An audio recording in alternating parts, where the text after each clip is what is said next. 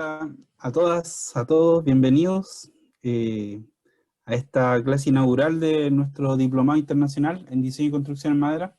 Estamos bien contentos con el entusiasmo que hubo, ¿cierto?, para poder participar en el diplomado, así que esperamos poder estar a la altura de las expectativas, ¿cierto?, generadas y contentos de que puedan participar y se puedan especializar, ¿cierto?, en este material, en la madera, que es lo que nos mueve como startup para que podamos trabajar un desarrollo más sostenible en Chile y en Latinoamérica. Primero, dar la bienvenida a todas y a todos. Son un grupo bien interesante el de este diplomado. Hay participantes de Chile, de México, de Ecuador, Argentina, Colombia, Bolivia y Perú, ¿ya? Así que tenemos profesionales, ingenieros civiles, otros ingenieros forestales también, arquitectos, arquitectas, ingenieros y constructores y constructoras civiles. Así que estamos bien contentos con el equipo de participantes que tenemos, ¿ya? Quisiera contarles un poco lo que vamos a hacer hoy día en esta clase inaugural. Primero, antes que todo, deberían haberme presentado. Mi nombre es Marcelo González, ¿ya? Yo soy fundador de Elige Madera. Y voy a tomar un primer tiempo para comentarle algunas cosas más domésticas del diplomado, los objetivos y los contenidos, y cómo acceder a las clases grabadas del diplomado. Y luego ya vamos a comenzar la clase magistral de hoy, que va a estar a cargo de la arquitecta Kazú Segers, que nos acompaña hoy día. Estamos bien contentos de que haya podido participar y preparar esta primera clase del diplomado. Y también nos va a acompañar Fran Esilich, amigo de la casa, conocido por todos nosotros ya, acá en Elige Madera. Así que entre ambos van a dar esta primera clase inaugural del diplomado. Su presentación va a durar cerca de 60 minutos y luego tendremos el tiempo para las consultas. Hay una sección de preguntas ya ahí en el Zoom, así que lo invitamos a dejar las preguntas que tengan ahí. Y Javiera Padilla, ya nuestra ingeniera estrella, va a moderar esa parte de la presentación, ¿ya? Ok, un poco comentarles, bueno, conocer a los patrocinadores de este diplomado. Estamos con diversas instituciones de Chile y también instituciones y empresas de Chile y del extranjero que están patrocinando este diplomado. CADWORK, que es un software BIM para la construcción en madera. TimberTech, que es una empresa italiana que también está desarrollando software para la ingeniería de edificios en madera. El CETEC, Centro de Innovación para la Construcción acá en Chile, apoyado por Corfo, el IDIEM de la Universidad de Chile, Construye 2025, el Colegio de Ingenieros de Chile, Polo Madera, de la Universidad de Concepción, y Exlam Dolomiti, una empresa italiana que también produce y comercializa CLT, ¿ya? Así que les damos la bienvenida y agradecemos a ellos por confiar también en este programa. Bueno, mencionar el objetivo de este diplomado. El objetivo general es la especialización profesional integral, ¿ya? Para ustedes, los participantes, respecto a, uno, el correcto uso de la madera en la construcción, o sea, conocer y especificar correctamente el material. El 2 es relacionado al dimensionamiento de elementos estructurales y uniones. Y el 3 es respecto al sistema constructivo de entramado ligero. Vamos a ver aspectos de estructurales, térmico, acústico y de resistencia al fuego, y de estructuración en general. El 4 es respecto al otro sistema constructivo más utilizado a nivel internacional, que es el CLT, o madera masiva también, una combinación entre CLT y madera laminada, que también vamos a verlo desde el aspecto estructural y física de la construcción. Y hacia el final vamos a ver también temas de BIM y modelación estructural, ¿ya? Así que eso es un poco para ir en el cumplimiento de este objetivo general del diplomado. Un poco para comentarles, y ustedes ya saben, este diplomado dura 4 meses, un viaje de 4 meses, va a ser bastante intenso, así que un poco comentarles y recordarles los contenidos. En el mes 1 vamos a ver 2 módulos, Uno es sobre propiedad y tecnología de la madera, y el segundo es sobre diseño estructural en madera. ¿Ya? Vamos a conocer el material y luego vamos a aprender a dimensionar elementos y uniones. Y en esta parte del software C++ de Elige Madera se va a ocupar más fuertemente. El mes 2 vamos a ver diseño de vivienda y edificios de entramado ligero hasta 6 pisos en madera, ¿cierto? Vamos a ver lo que les comenté, los aspectos tanto estructurales como de física de la construcción. El mes 3 vamos a ver diseño y construcción en CLT. Y el último mes del diplomado va a ser un mes de talleres de diseño. Va a haber un taller común sobre cálculos térmicos, ¿ya? Y 2 talleres que ahí ustedes van a poder elegir entre uno de los dos. Uno va a ser sobre BIM en madera y el segundo va a ser sobre modelación estructural, ¿ya? Así que ahí, según lo que les interese más especializarse, pueden tomar cualquiera de esos 2 talleres. Bueno, aquí les muestro el detalle. Esto ya se lo envió Javiera, con el detalle de las clases del diplomado. Estamos acá en la clase inaugural, ¿cierto? Junto a Cazú. Luego, a partir de mañana ya comienzan las clases grabadas, que son 2 semanas de clases grabadas, ¿ya? Que van a ver la parte de propiedad y tecnología de la madera y diseño estructural. Y luego nos volvemos a juntar el 28 de abril para la clase de Martín Hurtado sobre protección por diseño en la construcción con madera. Y luego de la clase de Martín siguen 2 semanas más de clases grabadas. Ahí va a estar Juan Acevedo y Mario Wagner como profesores, tanto de madera laminada como uniones respectivamente.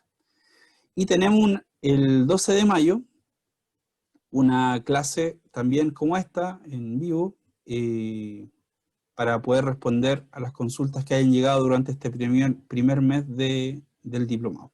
Entonces, se fijan, durante estos 4 meses nos vamos a estar reuniendo cada 2 semanas, los días miércoles, de 18 a 19:30 horas, horario de Chile, ¿ya?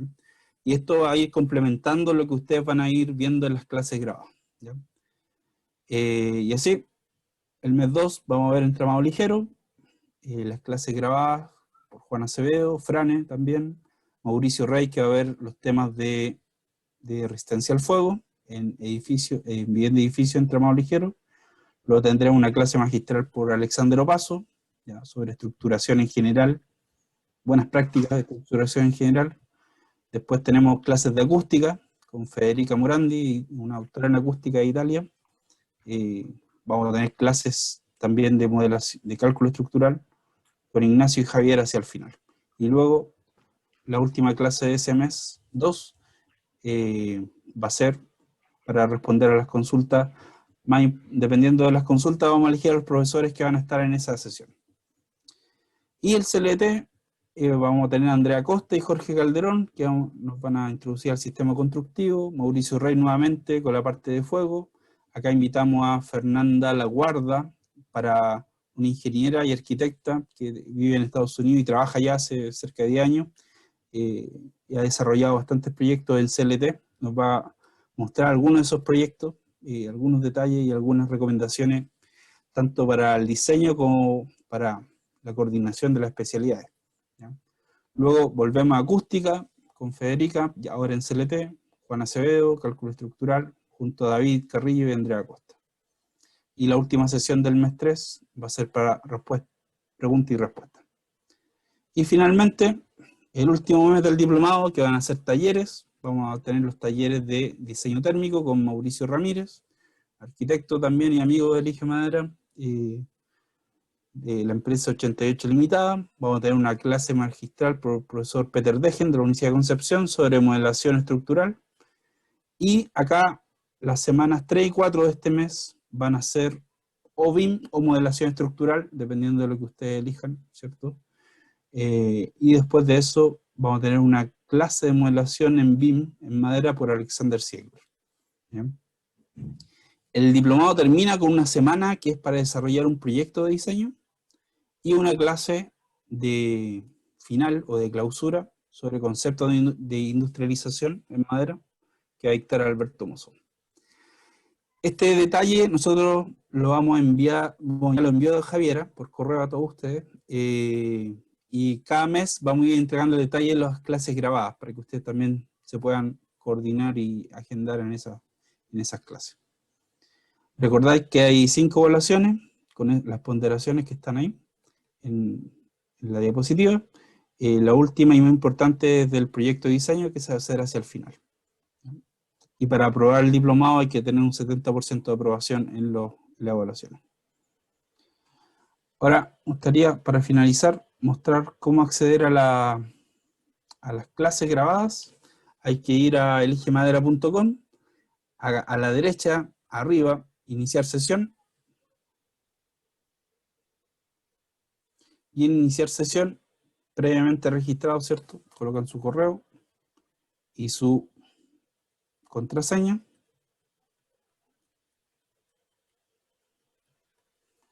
Y va a ingresar a su página de perfil dentro de Elige Madera. ¿Bien? Y en esta página ustedes pueden ingresar a las clases grabadas a través del botón que está acá, ingresa a Diploma Internacional, o a la izquierda hay un menú que se despliega también donde dice Diploma Internacional. Cualquiera de los dos los va a llevar al sitio donde van a estar todas las clases grabadas. Entonces ahora está habilitado el módulo 1, a medida que avance el diplomado, la próxima semana ya va a aparecer el módulo 2, y así cada mes van a ir apareciendo los módulos según el avance que está programado.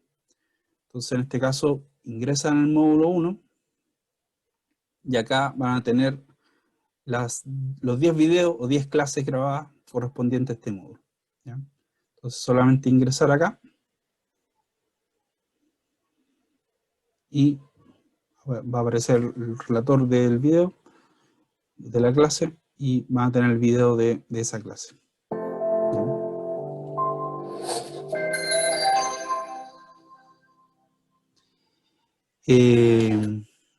Bajo el video están los materiales, las diapositivas y apuntes, y más abajo, importante, muy importante, ya para que lo recuerden, hay una sección de comentarios, y acá, cada vez que tengan alguna pregunta, la pueden dejar acá, y nosotros durante la misma semana vamos a responderla, ¿ya? Entonces cualquier pregunta que tengan respecto a esa clase en particular, la dejan abajo de los apuntes, y nosotros vamos a estar respondiéndola, ¿ya? Ok. Entonces, a lo que vinimos, ¿ya? Tenemos la gran oportunidad de contar con Kazú Segers, ¿ya? Ella es arquitecta de la Universidad Católica del Paraíso, fundadora y directora del estudio Kazú Segers Arquitectura, y también es fundadora de la Fundación para el Patrimonio Más Mil, entre otros proyectos que ha liderado. Entre sus reconocimientos, uno de los más recientes es que fue nombrada entre las arquitectas latinoamericanas que derriban barreras por Forbes Magazine 2020. ¿Ya? Ella ha sido profesora invitada de la Facultad de Arquitectura en la Universidad de Yale en Estados Unidos, además de profesora de taller y titulación de arquitectura en la Universidad de Talca, en la Universidad Católica de Chile y en la Universidad del Desarrollo. Y, por supuesto, profesora invitada de este diplomado, ¿ya? Y le va a acompañar en esta presentación nuestro amigo Frane Sirich, ¿ya? Frane es arquitecto y magíster en construcción en madera de la Universidad del Biobío. Actualmente Frane es académico de la Facultad de Arquitectura, Urbanismo y Geografía de la Universidad de Concepción y director del programa Polo Madera, que también se desarrolla en la misma universidad. Y Fran, bueno, es uno de los principales impulsores de la construcción industrializada en madera en Chile a partir de varios proyectos de innovación, investigación que ha desarrollado la Universidad de Concepción. Así que estamos bien contentos de contar con su apoyo. Obviamente, profesor del diplomado, hoy día va a estar y en varias de las clases grabadas que son parte de este diploma. Así que dejamos su tiempo a Kazú y a Fran. Muchas gracias, Marcelo, por la invitación. Estamos muy contentos de estar acá y de hacer esta charla inicial del diplomado con Frane, que ya, como te contaba, lo hemos hecho antes y resulta bien complementario, así que yo creo que va a ser muy interesante. Y para parte Frane, hablando como de su parte, y después yo sigo con la parte mía, así que ese es nuestro sistema. Esta es una charla que ha ido variando, pero la presentamos en Cooper Union y en un diplomado en Brasil también, así que ha sido súper bien recibida. Y eso, bueno, y además somos muy amigos y estamos aquí inventando, haciendo joint ventures con la madera, inventando lo que llamamos el Madera Lab, en el cual estamos como en un plan de hacer investigación para promover la construcción en madera de alta tecnología en Chile. Y que eso ya sea como una realidad, ¿no? Súper. Eso por mi parte. Ya, Frane, todo tuyo el... Hola Marcelo, hola Cazú, hola a todos y todas. Voy a compartir pantalla para empezar, pero no puedo compartir si que estás compartiendo tú, Marcelo. Dame un segundo. Ahí está.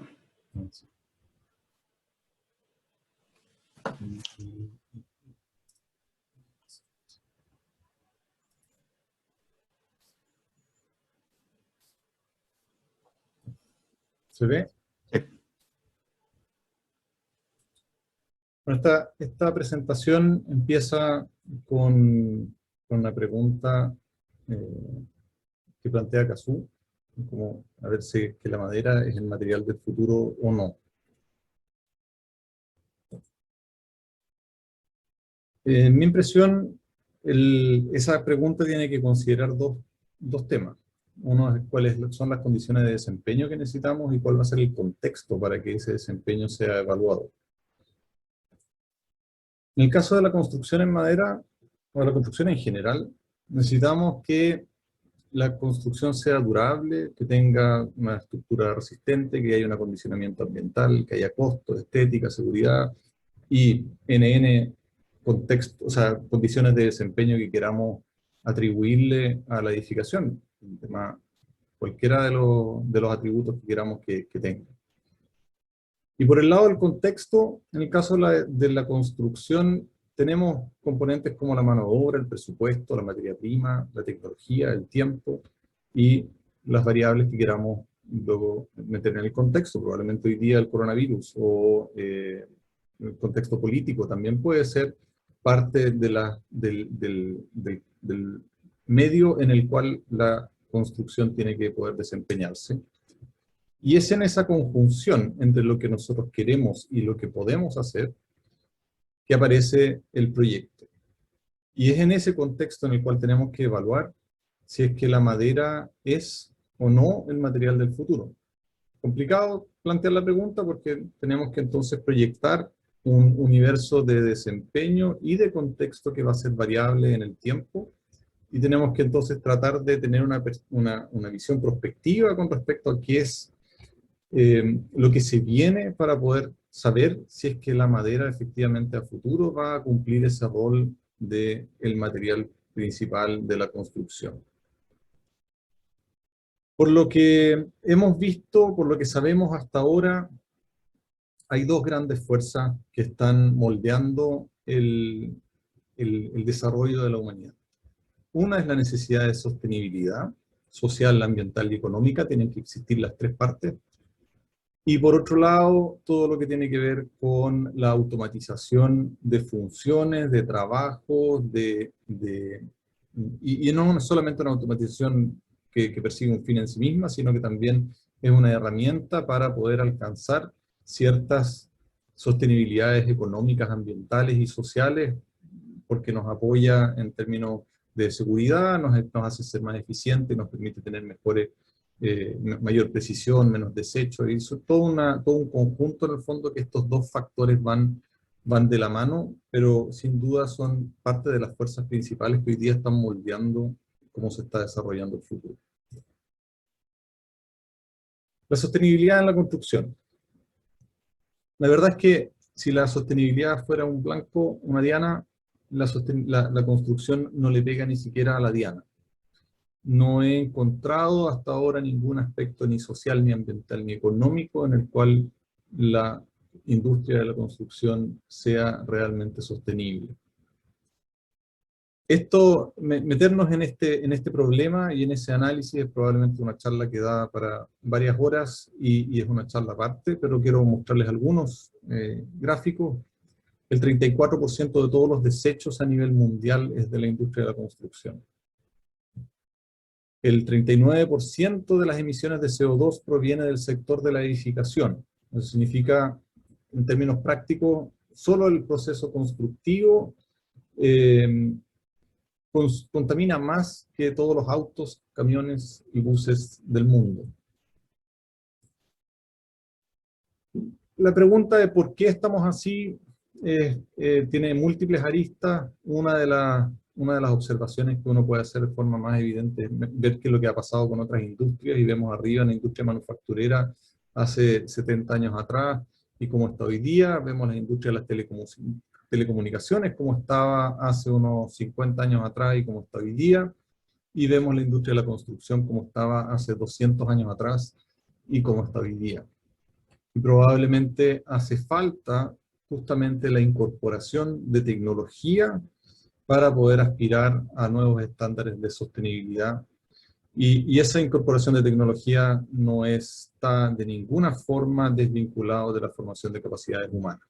Por lo tanto, aquí no es pensar que es cosa de comprar un robot, sino que más bien el desafío mayor va por el lado de la capacitación y el entrenamiento de nosotros como personas.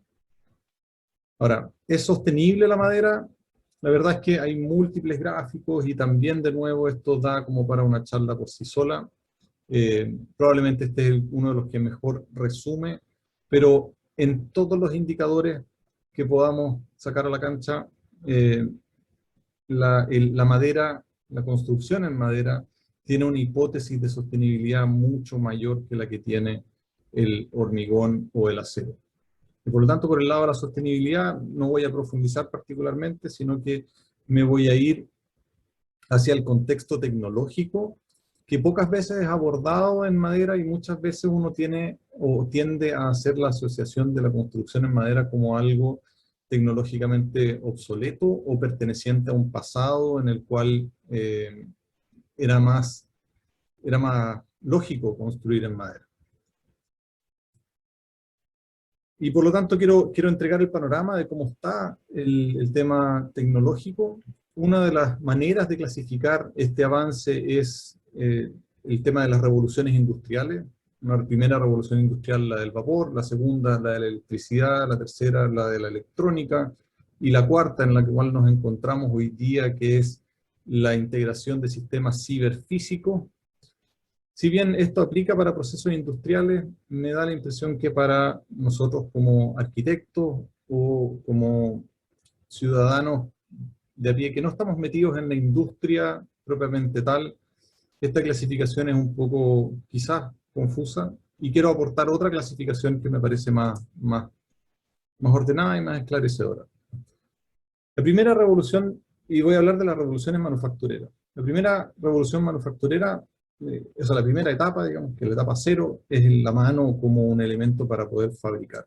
Si esa es nuestra herramienta principal y no tenemos más herramientas que esa, entonces podemos aspirar a un cierto tipo de tecnología y a un cierto tipo de resultado. Viene luego la primera revolución manufacturera, relativamente rápido dentro de nuestra evolución, y aprendemos a usar herramientas que permiten que no sea la mano la que ejerza la fuerza, que ejerza la acción sobre el material. Nosotros ejercemos la fuerza, pero no es nuestra mano que está golpeando el material o que está raspando el material. Y en esa familia de tecnologías han habido avances extremadamente significativos, desde cosas que aquí vemos reflejadas como instrumentos que parecieran del pasado, pero también vemos herramientas que hoy día están hechas con sistemas extremadamente sofisticados de manufactura y que siguen siendo todavía parte de esa primera revolución manufacturera, porque lo único que hacen es evitar que sea nuestra mano la que hace la acción sobre la materia. Con ese tipo de tecnología podemos de nuevo, a su vez, aspirar a un cierto tipo de arquitectura y un cierto tipo de construcción. Aquí vemos algo que solamente es posible hacer si es que tenemos esas herramientas, no lo podríamos hacer si es que tuviéramos solamente las manos. Luego viene la segunda revolución manufacturera, que es la energía, que primero fue en la forma de vapor, luego fue en la forma del petróleo, últimamente ha tenido mucho más fuerza el desarrollo de la energía eléctrica, y en resumen lo que hace es proveernos una fuerza externa, que no es nuestra y que no necesitamos ejercitar nosotros. Podemos hacer más fuerza de manera más controlada, y por lo tanto, con eso, con esa capacidad, aparece un nuevo tipo de arquitectura que antes no era posible. Antes no podíamos aserrar madera como está dispuesta en esa casa, no podíamos tampoco levantar los volúmenes necesarios y el peso necesario que se necesita para cualquiera de estas dos arquitecturas, y por lo tanto, este tipo de construcción solamente puede ocurrir si es que tenemos esa segunda revolución manufacturera.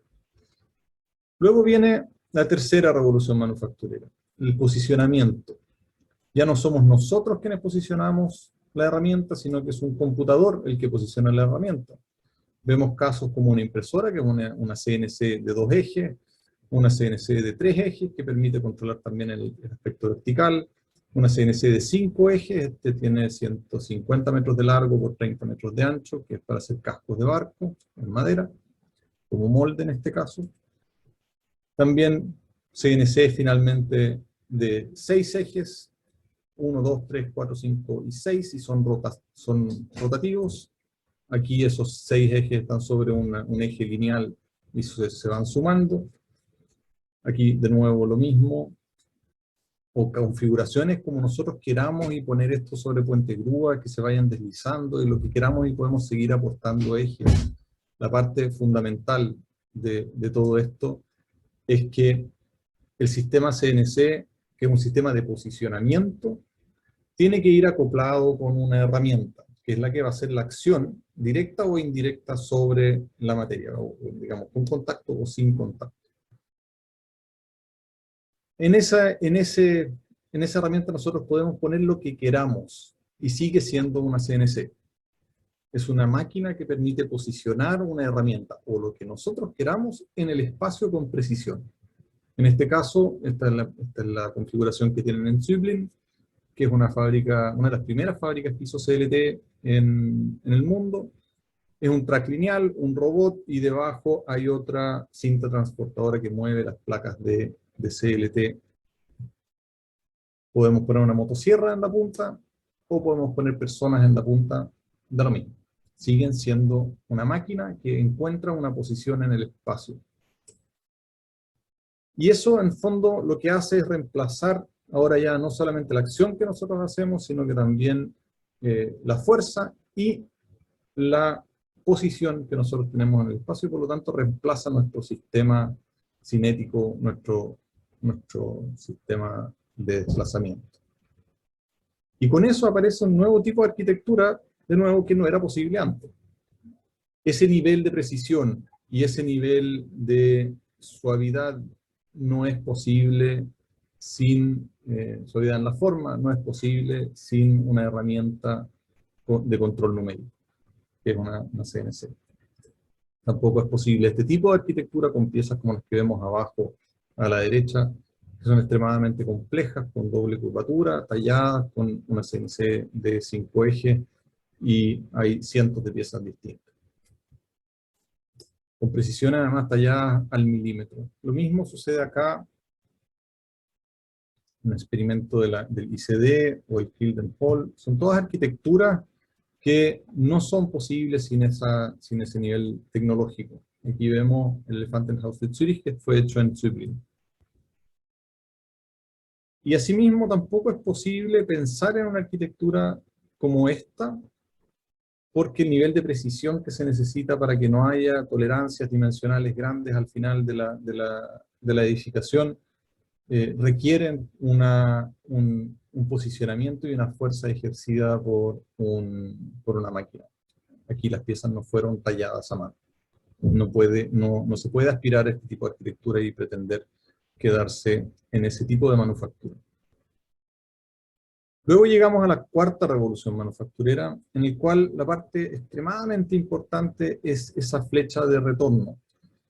Son sistemas en los cuales los posicionamientos del computador están alimentados por una serie de sensores que retroalimentan en tiempo real y permiten entonces que la máquina se adapte en tiempo real a las condiciones del entorno. Experimentos como este, por ejemplo, hecho en el ETH de Zurich, no se pueden hacer si es que uno no tiene un sistema que automáticamente va interpretando dónde y cómo dejar las piedras, o en este caso, cómo dejar una palmeta. Es importante que el sistema entienda cuánta fuerza hay que hacer para poder asegurar el contacto entre la palmeta y el fragüe, y por lo tanto necesita retroalimentar con presión para poder poner esas palmetas. No es lo mismo que ponerla directamente en el espacio, porque si no hay control de la fuerza, la palmeta se quiebra o no se pega. Y aparecen una serie de experimentos, como este, por ejemplo, en el cual se le enseña a un brazo robótico cuánta fuerza tiene que hacer. Y como el brazo robótico tiene la capacidad de percibir esa retroalimentación, eso permite que en la siguiente pasada no la ejercite y no la haga sobre el aire, sino que la haga efectivamente ejerciendo la presión necesaria para poder trabajar la madera. Asimismo, ejercicios como este, por ejemplo, en el cual un edificio curvo en planta está cortado a la medida de los árboles disponibles en el sector. Se escanearon, en este caso, 167 árboles, se obtienen los perfiles, el eje central, y ese eje central es guardado en una base de datos, y esa base de datos finalmente es la que alimenta un motor de búsqueda que va buscando cuál es la pieza que calza mejor con el diseño. Eso permite optimizar específicamente qué árbol se va a cortar, y permite también reducir la cantidad de desechos y hacer una arquitectura nueva con un recurso altamente sostenible, recuperado y usado a partir de un bosque local que de otra manera hubiese tenido un uso solamente como biomasa, probablemente para energía. Entonces, en esa cuarta revolución manufacturera son nuestros sentidos los que son reemplazados por nuevos sistemas, más sensibles, con más posibilidades que lo que nosotros tenemos habilitado en forma biológica. Aquí, la nueva arquitectura que surge con ese tipo de implementación tecnológica no es necesariamente algo muy vistoso, pero aparecen casos como, por ejemplo, Caterra, que tiene la posibilidad entonces de integrar sistemas de manufactura altamente flexibles, en los cuales el edificio es una especie de sistema en el cual se integran todas las disciplinas, y finalmente entonces se transforma en una plataforma tecnológica que permite hacer manufactura flexible y entregarle en un tiempo relativamente corto, 1 a 2 meses, edificios con apariencias completamente distintas al cliente, pero absolutamente personalizado y en base al mismo sistema. En la quinta revolución manufacturera ya empezamos a integrar sistemas de inteligencia artificial, y vemos experimentos como este, que ya tienen varios años, en el cual se empieza a vislumbrar un futuro en el cual las capacidades de manufactura van a ser completamente distintas a las que conocemos hoy día. Todavía se percibe como torpe y lento, pero la verdad es que todo indica que esa construcción automatizada va a acelerar bruscamente y va a dejar detrás la construcción convencional, y para eso nosotros tenemos que estar preparados. Probablemente hoy día estamos en una fase que está como por aquí. Todavía el desempeño de la construcción tradicional es más alto, y miramos casi con ternura esos esos robots que van avanzando, pero la verdad es que muy probablemente nos van a superar en cuanto a capacidades para luego tomar una posición distinta y llegar entonces a nuevos niveles en el desarrollo de la construcción. Esa quinta revolución es la de la inteligencia. Ahí el futuro es un poco más incierto. No sabemos hacia dónde vamos. Nadie tiene la bolita de cristal. Pero lo que es importante entender es que esto es una sumatoria. Y no podemos, nunca vamos a poder pretender llegar a la quinta revolución industrial si es que no somos capaces de entender todas las otras etapas anteriores. Necesitamos saber cómo funcionan nuestras manos, cómo funcionan las herramientas y cómo funcionan el resto. Hay nuevos requisitos para la edificación. Ya no vale la industrialización en masa tipo Henry Ford. Tampoco vale la industrialización en masa para la arquitectura. La sociedad está requiriendo diversidad y está requiriendo que cada individuo sea tratado como tal y que tenga soluciones relativamente adaptadas a su medida. ¿Cómo diseñamos para eso? La verdad es que no sirve el trabajo manual, no sirve el trabajo en un computador de forma tradicional, tampoco sirven equipos multidisciplinarios.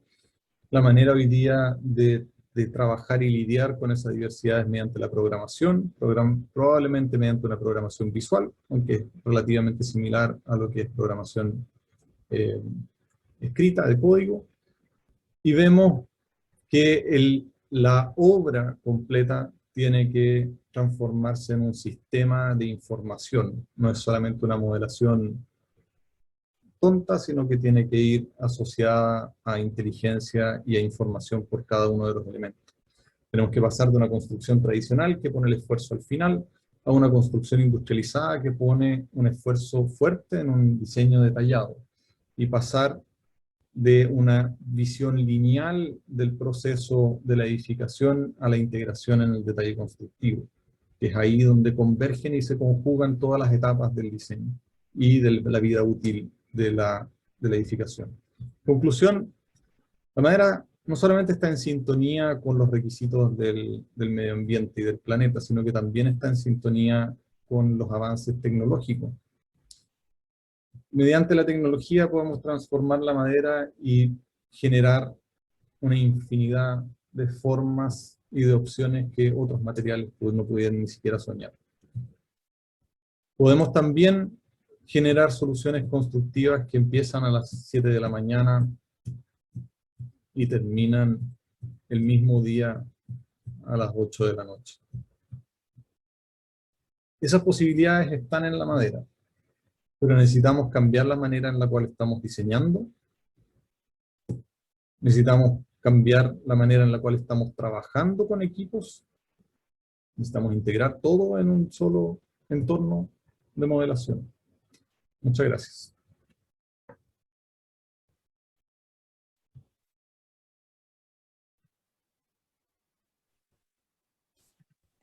Bravo, Frane, muy buena introducción. Te pasaste, de verdad, increíble. Ahora voy yo con una cosa mucho más directa en el diseño, ¿no? Y como dijo Frane, yo parto con esta pregunta: ¿es la madera el acero del siglo XXI? Y esta pregunta en realidad no es mía, sino que la hace Alex Terrisque, que es un arquitecto holandés, director de la firma londinense DRMM, y él dice que el siglo XVII fue la era de la piedra, el XVIII fue el pic de los ladrillos, el siglo XIX fue el siglo del hierro, el XX el del hormigón, y el siglo XXI será el momento de la madera. Y de alguna manera cada siglo tiene como sus edificios íconos, y en ese sentido Michael Green, asociado con Metzawood y con los Equilibrium Consulting, decidieron hacer este proyecto que se llama Plan B, que es diseñar los grandes edificios emblemáticos que han reflejado una época y sus materiales en madera. En este caso el Empire State de Nueva York, y hicieron todos los diseños. Es muy interesante lo que pasa acá porque hace uso, ya Fran explicó absolutamente como todas estas prácticas innovadoras que estamos recién empezando como a sospechar cómo funcionan, pero a partir de eso sí se podría haber hecho el Empire State, en madera, y qué interesante cómo cambiaría radicalmente la experiencia de la ciudad si esa torre fuera en madera, las otras formas de hacerlo. Y por último está Paul Tilstelton. Ellos dicen que la madera es el futuro. Andrew Baugh ganó el año pasado este pabellón en el Victoria Albert Museum, no el año pasado, hace como 3 años, perdón, donde plantea este tema de cómo la madera realmente es el elemento que reduce las emisiones de CO2 de la atmósfera. Él ha estado muy en el tema de la sustentabilidad con la madera, e inventa este proyecto que se llama Multiply, que es ir adicionando para mostrar como las aptitudes que tiene el tulip wood, que vendría siendo como la placa contrachapada.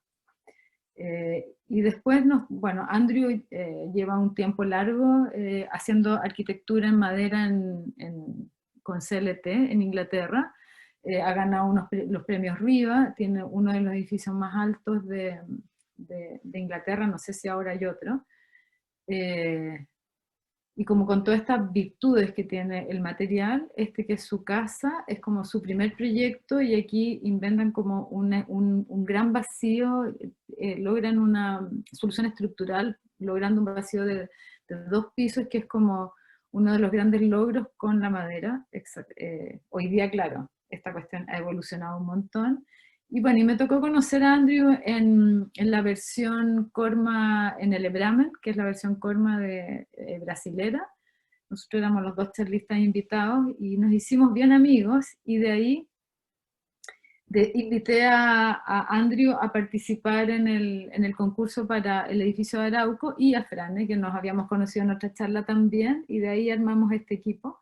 También un arquitecto alemán, y Francesca Fazzolari, que es arquitecta del estudio, es arquitecta italiana. Y bueno, armamos este proyecto que era muy lindo según nosotros, que era como una plaza abierta a la comunidad para conectar con todo el entorno de cerros alrededor.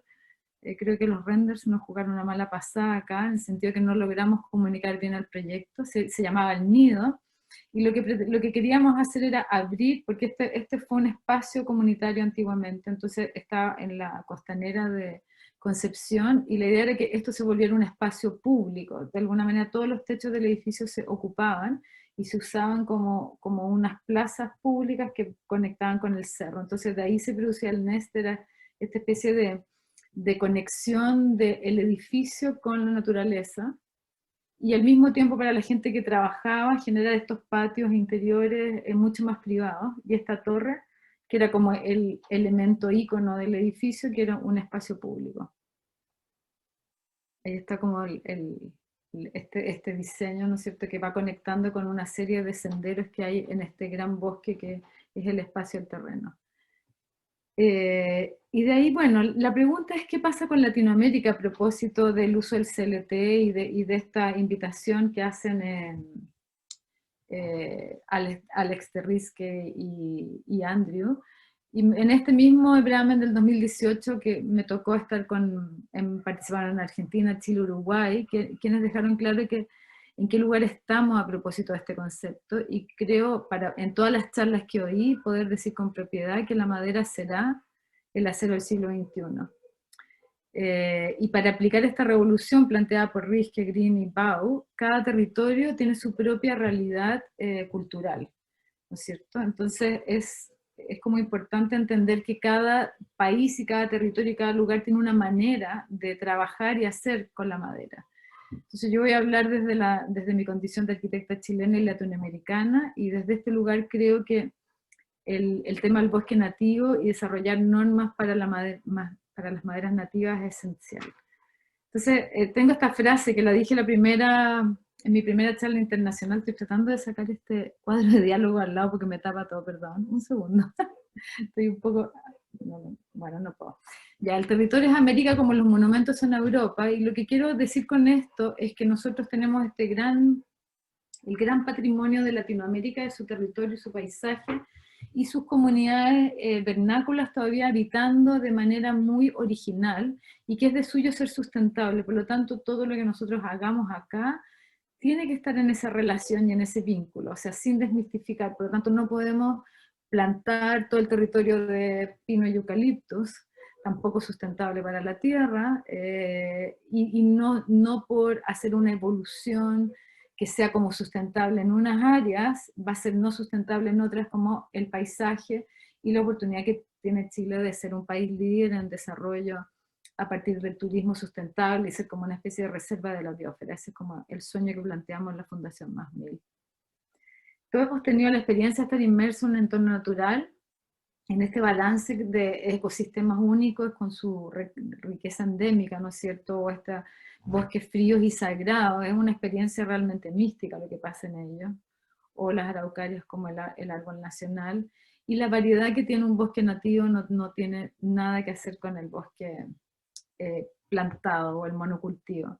Entonces yo me preguntaba, ¿qué pasaría si esta escultura se volviera un edificio en madera? Así un poco ese ejemplo que mostraba Frane, que me encanta, de cómo a partir de la tecnología hoy día lo podríamos hacer este edificio en madera. Entonces es interesante como apostar desde allá, y creo que lo que más habla mi charla es como este romper estos paradigmas o toda esta especie como de prejuicio, decir, no, con madera esto no se puede, etcétera, ir buscando más allá a partir del diseño y estos como grandes ideales. Territorio de trabajo es Chile, que es un país telúrico y austral, de vocación maderera para mí, y eso lo demuestran las iglesias de Chiloé, en que estaban los monjes jesuitas que vinieron a evangelizar esta zona, traían estas iglesias de mampostería y piedra, como se hacían en Europa, y de repente acá se encontraron con la mano de obra local y con la madera del bosque nativo, y finalmente hicieron estas obras que son patrimonio de la humanidad hoy día. Y esto demuestra esta tesis de cómo en cada territorio uno tiene una manera de hacer cuando se trabaja como con el material que se tiene a la mano, y esta cosa que llamo los procesos locales. No sé si molesta, se ve mi cuadro de diálogo, ¿no? No sé si se ve completa la presentación o están Se ve cortos, si ven completa, todos mis... se ve Ah, bien. ya, perfecto, soy yo lo que está viendo, ya, ok, gracias. Entonces yo voy a hablar de mi viaje por la madera, porque por casualidad mi primera obra fue una casa en madera, y partí trabajando con lo que Frane llamaría como la época de la piedra, ¿no es cierto? Que era con serrucho y clavo, y ni siquiera con una máquina, y algo que le llamo carpintería vernácula, y que es un conocimiento, una técnica que ya estaba en los indígenas locales, pero también se perfeccionó o se tecnologizó con la llegada de las colonias alemanas, que eran carpinteros en general de la Westfalia, y trajeron como un conocimiento que fueron enseñando a las comunidades de acá. Entonces ellos construyeron o generaron un patrimonio cultural en el paisaje a partir de estos grandes volúmenes. Y antes de entrar de lleno en esta casa, quiero como explicar un poco mi proceso de diseño o creativo, que se llama la geopoética, en la cual está hablando que siempre en el territorio hay un elemento poético que permite que el lugar hable, o que el lugar es pleno. Entonces, si miran allá arriba, está esto que yo llamo la Plaza Rombo, que es la cifra del paisaje. La Plaza Rombo en realidad es una persona, uno que es el observador dentro de un paisaje, en que tiene una vista próxima y lejana, pero mira en el arco de la vista, ¿no? A no ser que uno se gire, pero en general uno tiene un arco de visión, y a partir de esa relación que yo establezco desde mi cuerpo con el territorio, puedo encontrar algún elemento, alguna palabra que es la que lleva la forma. En griego, poesis significa pasar del no ser al ser.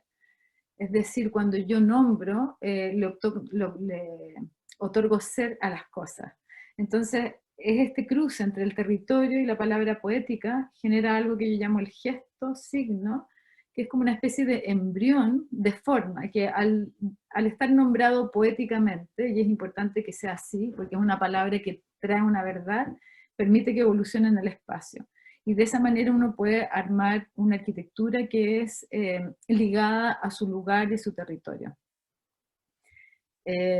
Este sistema lo llamo el gesto, figura y forma, que es la manera como uno va enfigurando o materializando una idea en el espacio.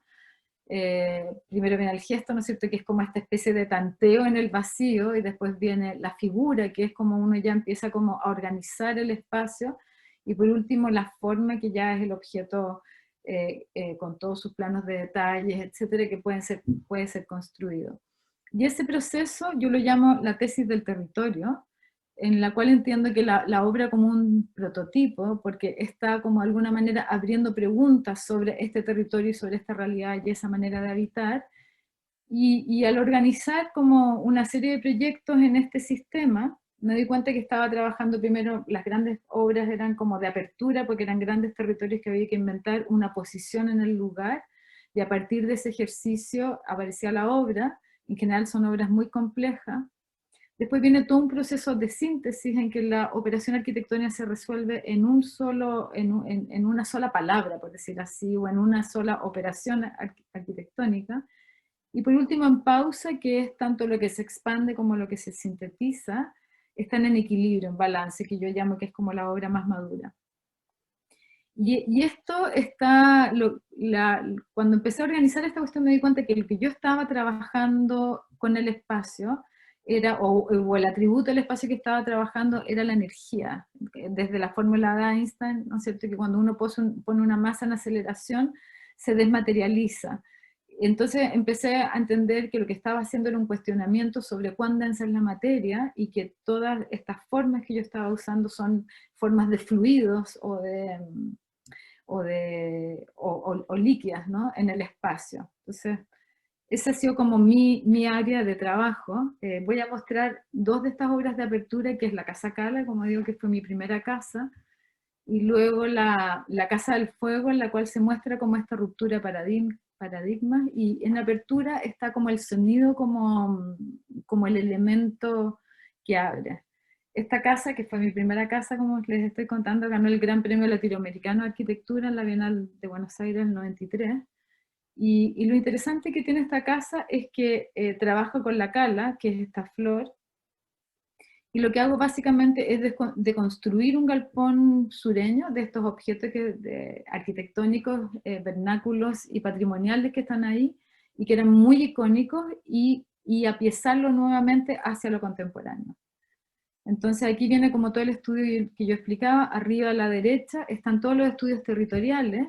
Este era un campo de 30 hectáreas, entonces tengo que inventar una posición en el lugar, y había una cima de un cerro en que decido poner una línea recta de un señor que va a mirar indistintamente hacia un lado que para mí estaba el lago Ranco, entonces decía que eso era lo abisal, porque había como un vacío, o hacia la espalda en Serenidad, en que habían 3 volcanes, y había toda una topografía de colinas ondulantes, entonces me parecía que era un lenguaje mucho más suave, y yo decía, bueno, igual me interesa que tener como una vista en 360 grados, y tenía un ramo de cala en el escritorio donde estaba trabajando, y cuando uno está como en ese espacio en blanco, enfrentado al diseño, viene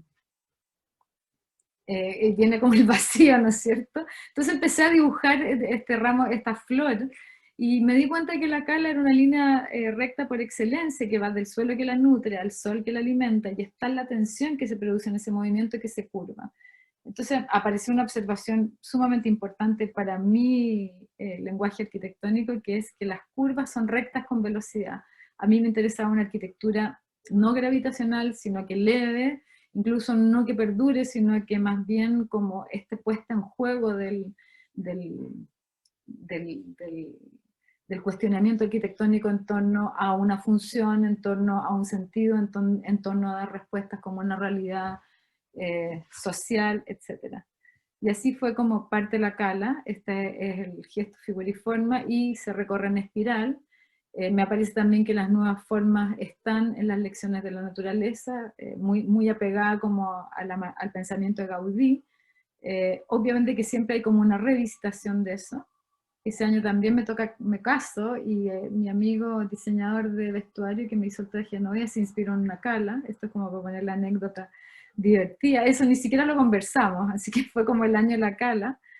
Y aquí está el galpón, o el tipo de galpón. Esto es como para que se deconstruye y se vuelve a piezar hacia lo contemporáneo. Y de alguna manera los arquitectos lo que hacemos es articular o conectar, ¿no es cierto? En este caso son muros, techos y pisos en función de un vacío, y al ir como reconectando y poniendo como el cuestionamiento en esos vínculos, es donde entiendo como el proceso arquitectónico y este como gran vacío que armaban los galpones.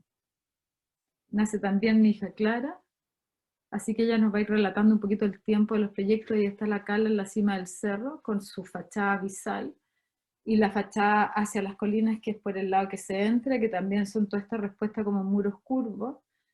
Y el otro invento aquí es como siempre estamos peleando con los presupuestos, fue de usar la madera en estado bruto, recién aserreada, como de la estructura, y hacer terminaciones en puntos estratégicos, como las ventanas o los tingles, o los forros interiores.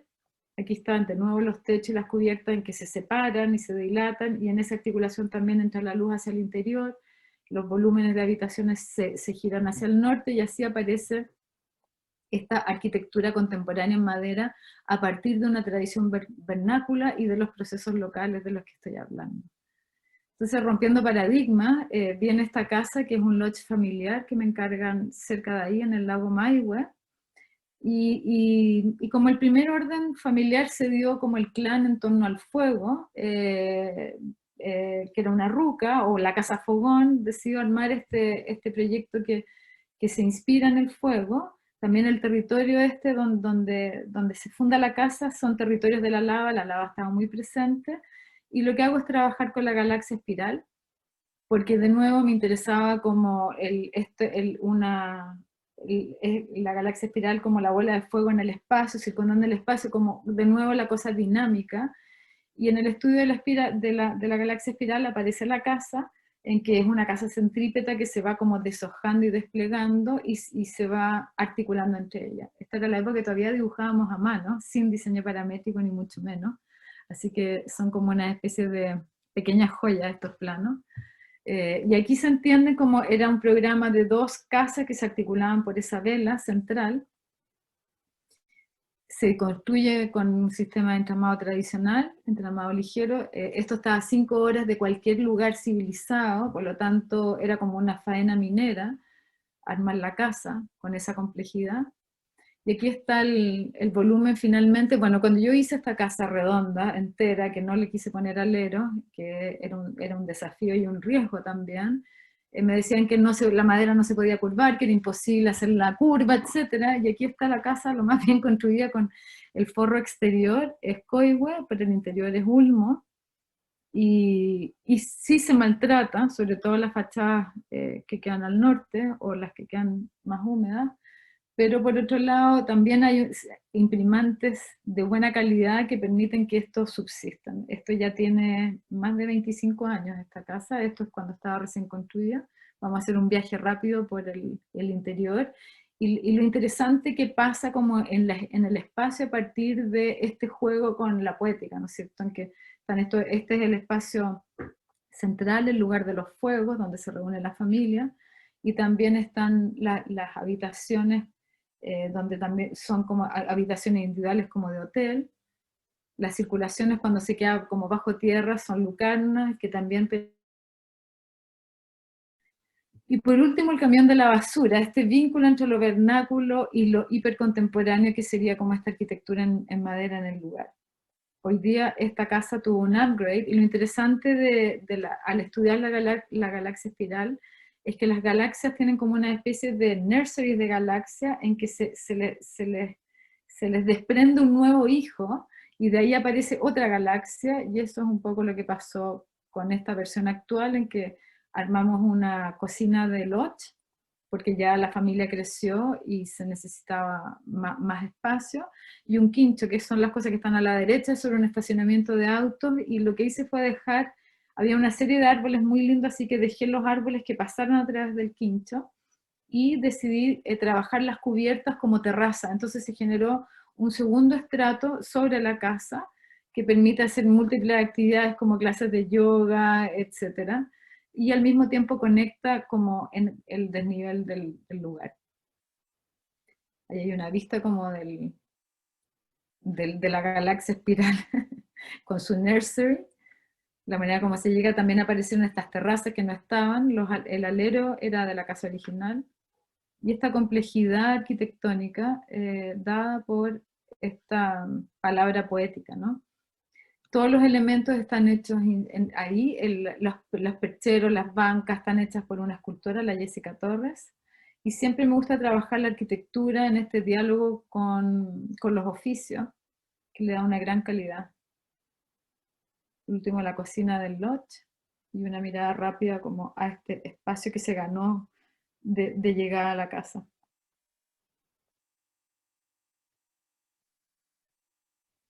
Y de ahí voy a pasar a este proyecto que me tocó hacer como el 97 en la zona de Pucón, en un campo de 1000 hectáreas, que decidí ruralizarlo. Trabajé con un ingeniero en ecosistemas, e hicimos, a partir del trabajo con el ingeniero en ecosistemas y mi propio recorrido por el campo, hicimos un desarrollo completamente contemporáneo que tenía que ver con armar una comunidad a partir de, con un espacio de conservación, que era un bosque nativo. Entonces, este campo de 1000 hectáreas se dejaron 400 para urbanizar o ruralizar, y 600 como bosque privado, que se sostiene con lo otro. Este se llama Cahuayucó, que es como la manera indígena de fundar el lugar, que significa caballo de agua.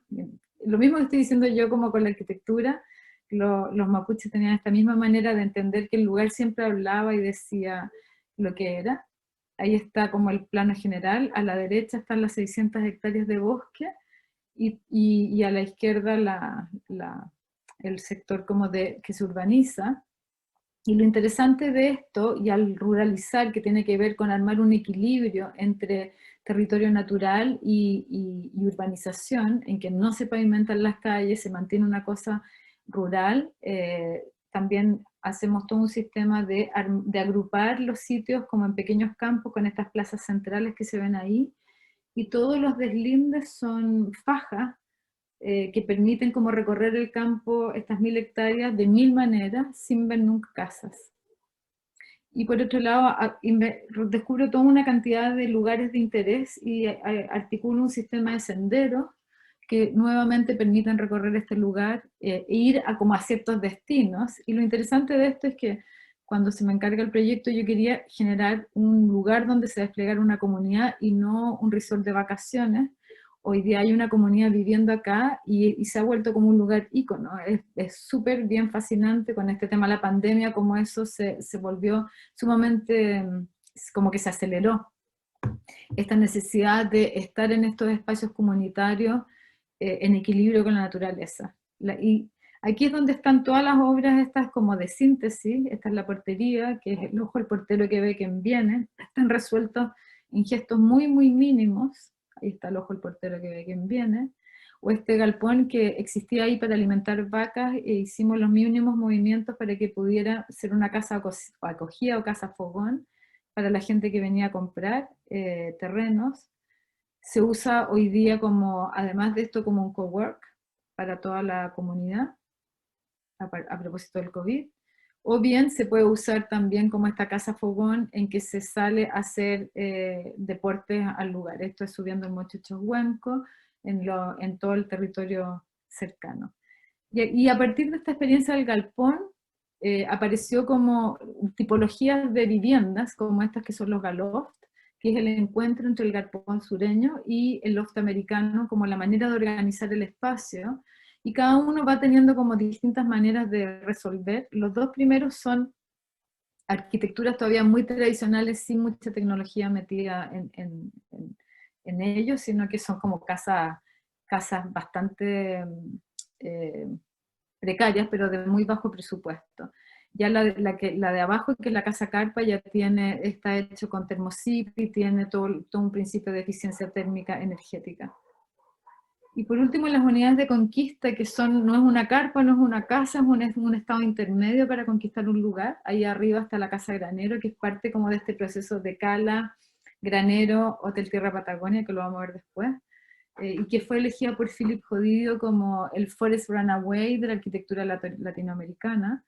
y también ese cubo que es el concepto de la casa taller. Voy a mostrar solamente este que es la casa cáscara, para mostrar cómo una misma planta puede, simplemente por tener una resolución curva o una recta, pasa a ser una arquitectura completamente distinta, y siempre como este objeto dialogando como con su entorno y su paisaje, que era simplemente esta especie de muro que se desvanecía a los bordes, venía la luz por el lado que se accede, por lo tanto invento un sistema como de celosías detrás de las ventanas para poder tener este volumen sólido que haga como esta especie de tensión con el paisaje. Este muro que arma el acceso, muy simple, y uno entra al espacio interior y ahí está el sistema de celosías. Y lo que sucede en el interior es una planta muy simple pero muy eficiente, tiene 100 metros cuadrados. También de nuevo la quinta fachada con las terrazas como un segundo estrato, segundo nivel. El espacio de adentro, muy rústico. Aquí está como este invento de este traslapo de un listón de 2x1, 1 metro, y de esa manera se produce la continuidad en el muro y no se produce un corte. Son operaciones mínimas, como digo. Y aquí está la casa T1A, que es exactamente la misma planta que la cáscara, pero se llama T1A porque es techo un agua, pero aquí se levanta en una punta y cae al otro lado, y eso genera una simetría y genera este volumen totalmente distinto. Entonces toda esta experiencia de este trabajo mínimo hecho en Cahuayucó me permite armar la gran escala cuando llega esta oportunidad de hacer el Tierra Patagonia, que cuando me encargan el proyecto que es en este lugar frente al lago Sarmiento, yo digo, bueno, ¿cómo hago un edificio acá de 5.000 metros cuadrados sin matar el lugar? Y si uno mira la topografía de los cerros al frente, hay como unas dunas que se forman con los grandes vientos que vienen desde el glaciar en temporada que son de 100, 120 kilómetros por hora. Por lo tanto, yo digo ya, el hotel va a ser una duna más, lo llamo el Hotel del Viento, que sería la palabra poética, y es una duna más de este paisaje o de este territorio. Y donde finalmente el hotel es como una especie de cuerpo en libertad, en la que en el corazón del hotel, en el corazón de este cuerpo o de este hombre, está el hotel, y el hotel es un fuselaje que le da frente al viento que nace de la tierra y se vuelve a meter. Ahí está este hombre en libertad, porque finalmente uno va a un lugar como este a hacer todos estos trekking por el lugar. Por lo tanto, el territorio es todo el territorio, y la gente vuelve a este corazón que es el lugar que tiene que proteger y cuidar, pero al mismo tiempo no aislar. Entonces era como el desafío del edificio. Por otro lado, esto que estaba explicando, cómo el edificio le hace frente al viento y genera una zona aérea atrás, como principios de aerodinámica bien básicos. Y también la idea de que fuera como un fósil varado en la orilla del lago Sarmiento, para poder resolver el edificio hubo que usar diseño paramétrico, que es porque cada una de estas cerchas que arman la curva, que arman en la cubierta, son todas distintas, y es finalmente lo que arma el edificio. Ahí están las cerchas que se hicieron sí de manera vernácula o de baja tecnología, en que se hizo una a una, se montaron en el lugar. De nuevo también una gran logística para construir en este lugar igual como en la Casa del Fuego. Y ahí está esta cercha que es finalmente la que arma toda la arquitectura. Ahí está el edificio recién construido. Cuando se hicieron las fundaciones, sacamos todas las plantitas de ahí, se pusieron en un invernadero, para que cuando estuvieran listos los taludes, se volvieran a plantar, y el edificio sí queda completamente integrado en el lugar. Esta es la fachada al lago, voy a hacer un recorrido rápido, y de noche es lindo, porque tiene estos tajos, los taludes, que tienen que ver con las puertas y de entrada a las habitaciones, por lo tanto uno siempre que sale de la habitación tiene como una vista al otro lado, pero al mismo tiempo aparece el edificio en el paisaje, y en el día se mimetiza. Y usamos muchas técnicas de galpones tradicionales de ovejeros para todos los revestimientos. Está todo hecho en madera de lenga, es una estructura eso sí de hormigón. Y acá empiezo a trabajar con Rolf Thiele todo el tema de eficiencia térmica energética, y es muy interesante porque, bueno, acá era muy adelantado al tiempo. Cuando partimos, este proyecto partió el 2005 y se construyó finalmente el 2010. Entonces, en 2005 era casi imposible hablar de geotermia y de de lo eficiente que era y de por qué había que hacerlo, pero sí tiene como todo el principio de envolvente térmica. Este es como este es el acceso al hotel, que uno entra bajando, este puente que conecta con el área pública. El edificio se vive de mañana y de tarde, que es cuando se sale en la excursión y cuando se vuelve. Esta es una vista hacia el acceso donde está la recepción. Y también haciendo un guiño como a la tradición cultural de allá, con estas canoas cahuéscar, el lugar de los fuegos y este espacio común donde está el comedor con el bar y la sala de mapas. Esto es de tarde y de mañana. La sala de mapas donde se organizan las excursiones todos los días. Y luego las habitaciones. Esta es una biblioteca arriba y abajo un lugar más íntimo de lectura. Y esto que explicaba de estos puentes con las puertas y que coinciden con estos tajos en la parte del acceso, y que es el oriente. Y el edificio está articulado entre dos espacios públicos, que es la zona del spa y la zona que acabamos de ver. Son 200 metros de largo, por lo tanto aprovechamos todo ese recorrido para armar estas cajas temáticas con un artista que van hablando del desarrollo de la Patagonia. Y esto es una habitación, la decoración también está en el mismo concepto de la arquitectura, hablando de los materiales del lugar y las formas de hacer del lugar. La ventana es el cuadro que hay, no hay cuadros dentro de esto. Y la habitación tiene el baño es del mismo tamaño que la habitación, son pisos de madera, está todo resuelto, está todo hecho in situ, y todo hecho en madera de lenga. No hay nada como traído de afuera. Y por último, esta articulación con el spa, donde se juntan las aguas, donde se vuelve a ver el edificio. Y esta cercha que la dejé a la vista como hablando de que la estructura es parte de la arquitectura y no es algo que hay que esconder, sino que tiene que estar aparente. Voy a mostrar unas fotos del edificio, esto es 2010, 10 años después. Ya es como esta especie de fósil, ¿no es cierto?, parado frente al lago Sarmiento. Nosotros cuando lo construimos decidimos no ponerle ningún tipo de imprimante a la madera, apostando al clima seco de la Patagonia, porque había una serie de secadores de lana que no tenían imprimante y la madera había envejecido bien. Y este es el estado en el que está la madera hoy día. De ahí voy a pasar como a un breve capítulo de carpintería tecnificada, solamente voy a hablar de una obra, que está en el Valle Central, y que es otra casa T, pero esta vez no 1A, sino que es T de la letra T, porque está armada así, es una T acostada, y básicamente se hace así porque el lugar donde me encargan el proyecto era un lugar que tenía mucha pendiente y existía una casita en el lugar, que usé la base, el corte del terreno y el edificio fue el que cubrió la altura.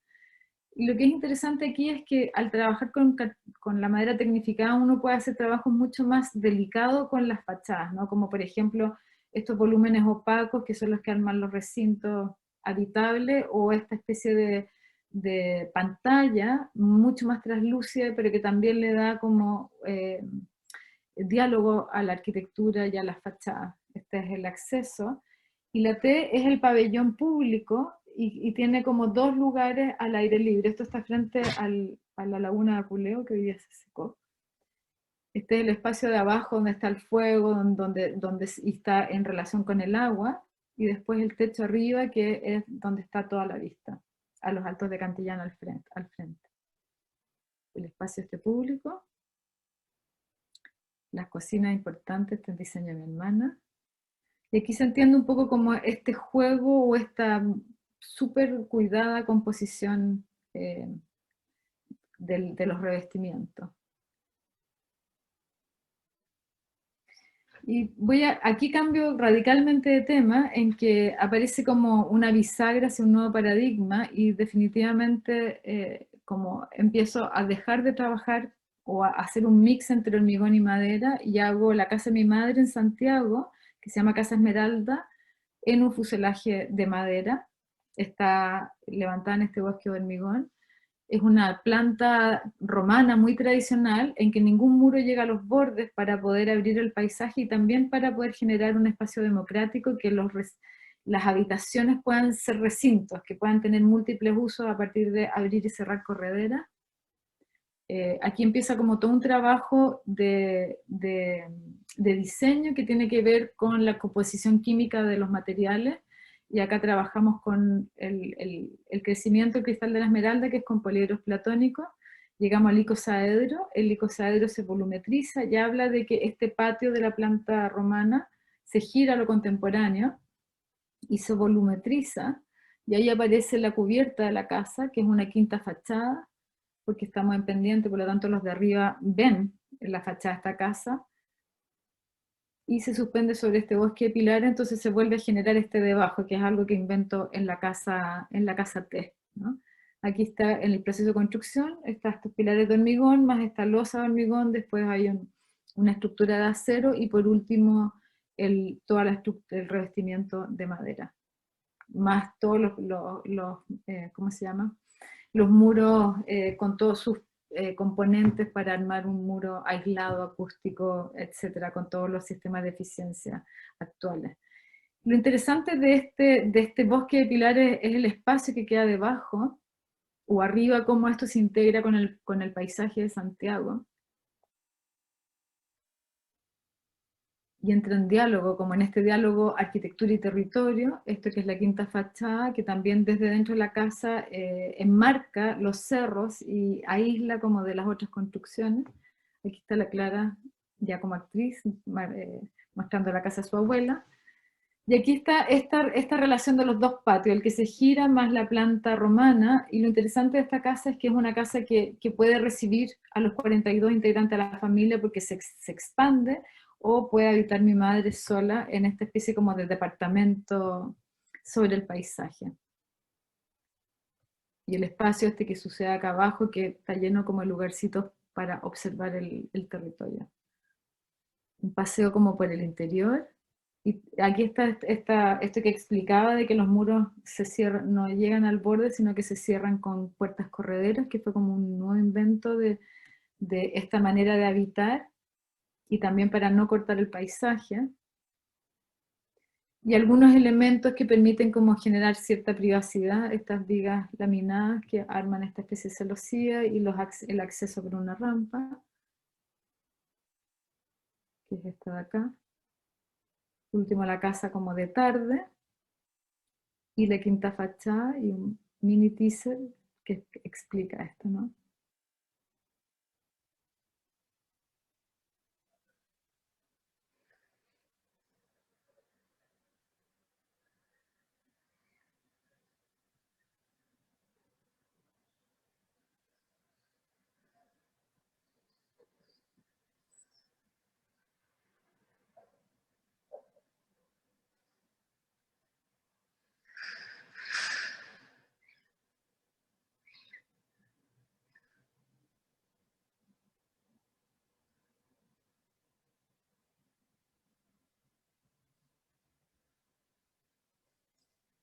Acá la madera que se usó fue madera IP, que funciona, que es muy estable con el clima de Santiago, que tiene mucha oscilación de temperatura entre el día y la noche, y que ya estamos como en franco proceso de desertificación. Y de ahí paso, como en este mismo lenguaje, paso a la región de los ríos de vuelta. Estoy en el mismo lugar donde está la Casa del Fuego que mostré al principio. Este es otro lodge familiar. Y aquí sigo trabajando con la composición química del material, de la materia. Esta casa se llama Casa Yu, o Casa para la Lluvia, y entonces trabajo con la molécula del agua, y la idea del proyecto es que sea como una gran carpa o manto para la lluvia, que está inspirado en esta cosa vernácula de que cualquiera arma un techito, un nylon con un palito, y ya tiene esa protección. Entonces de nuevo es el lenguaje de lo vernáculo con lo contemporáneo. Acá esta vez decidimos no trabajar con madera al exterior, sino que con esta plancha de acero que se oxidó en el lugar y después se selló. Y sí hicimos todo el trabajo de madera, se hizo con madera reciclada de distintas casas y galpones que se han ido desarmando, como una forma de poder tomar la tradición y incorporarla a este diseño contemporáneo, y también genera como un jacquard, porque son distintos tipos de madera que van generando un colorido muy lindo, por supuesto que es todo madera Pekín de bosques antiguos.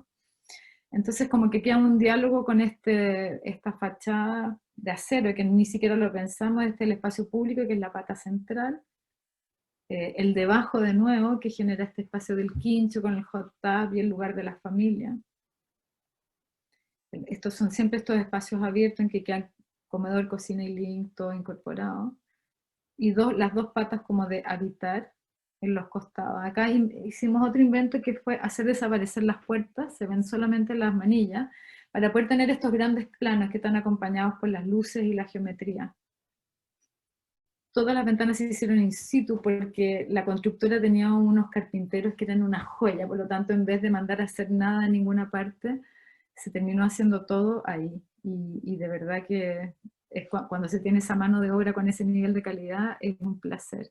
De nuevo mi amiga Jessica haciendo los percheros y las bancas. También estos son como piezas de hotel, ¿no es cierto? En que está detrás de esa caja de cristal, ahí está la ducha y el excusado al otro lado, y la idea era meter el paisaje, entonces está impreso en estas placas de vidrio, un invento que ya hice en la casa de mi madre. Y como este lugar de estar como enmarca el paisaje. Realmente esta es una vista desde el otro lado y estas tres patas que tienen que ver con la molécula del agua. Y de noche.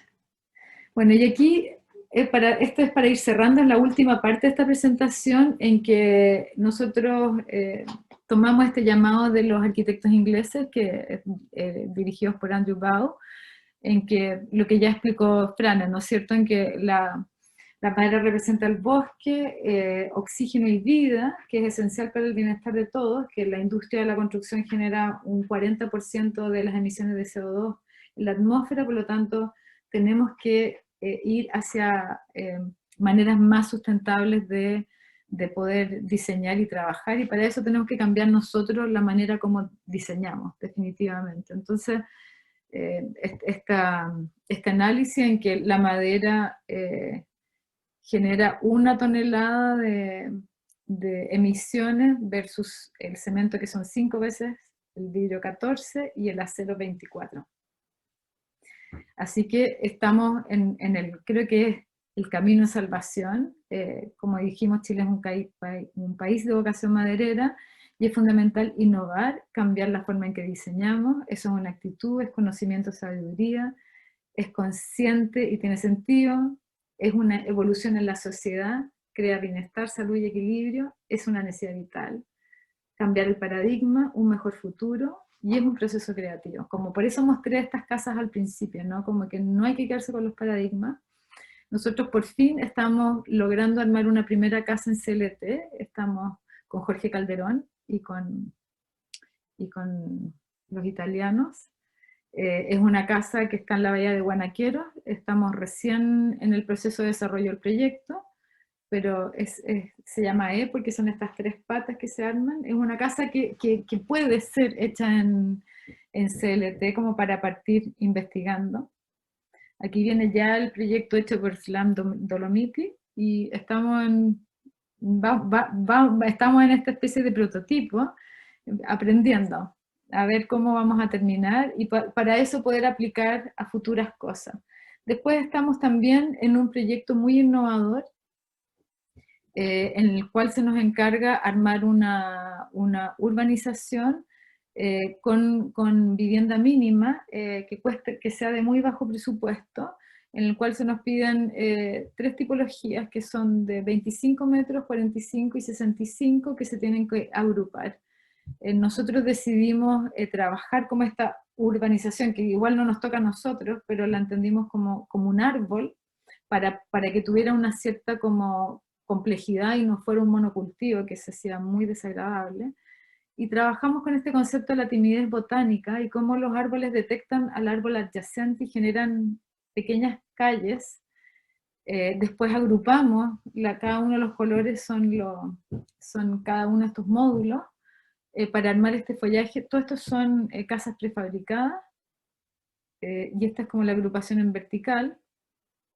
Y finalmente el paisajismo también ayuda un montón generando estas pequeñas callejuelas, porque la idea es que esto sea un pueblo, o sea, que hayan como restaurancitos, lugares de encuentro, plazas, al mismo tiempo que estas habitaciones. Ahí están las 3 tipologías en las plantas de primer piso, y ahí está como el render de cómo quedarían este sistema de pueblos frente al contrafuerte cordillerano. Y estas terrazas que se encuentran, o sea, es como un pueblo europeo muy, muy densificado, y eso a nosotros nos abre también, y a partir de esta cosa con el Madera Lab que estamos llevando adelante con Fran, explorar con las tiny houses, y cómo la potencialidad que hay en esto, y como todo este nuevo espacio que está apareciendo de parejas jóvenes que quieren instalarse en los lugares, pero no tienen la plata como para armar una gran casa. Entonces, hemos estado ayudando a algunos a armar como una especie de planificación territorial e ir armando estos procesos como de estas viviendas que se pueden hacer con empresas locales, prefabricar y llevar al lugar. Este es como el resultado de nuestra tiny house abajo, en el primer piso. Y de ahí el segundo desafío ha sido construir en territorios remotos. El primero es este refugio en Piedra Numerada, que es un lugar emblemático en Santiago porque está en la ruta del Cerro El Plomo, que es un cerro donde hay un adoratorio inca y que está frente a la ciudad de Santiago y que tiene 5.400 metros de altura. Por lo tanto, es parte de un proyecto que estamos haciendo con la Fundación Más Mil, que es entender Santiago, la potencialidad que hay en Santiago en el contrafuerte cordillerano, y lo llamamos Santiago Capital Outdoor de Latinoamérica. Y bueno, la estrategia de armar este refugio, en que armamos esta especie de hélice de piedra para situarlo en el lugar, es un refugio que se tiene que prefabricar entero. La idea original era llevarlo en helicóptero, pero después había un camino que se podía como ampliar, para después también poder hacer el servicio del refugio y de los baños. Esto está hecho para una fundación que se llama Santuario El Plomo, que son dueños de este terreno y que van a armar un santuario para que la gente pueda entrar, como un parque santuario. Ahí está el refugio.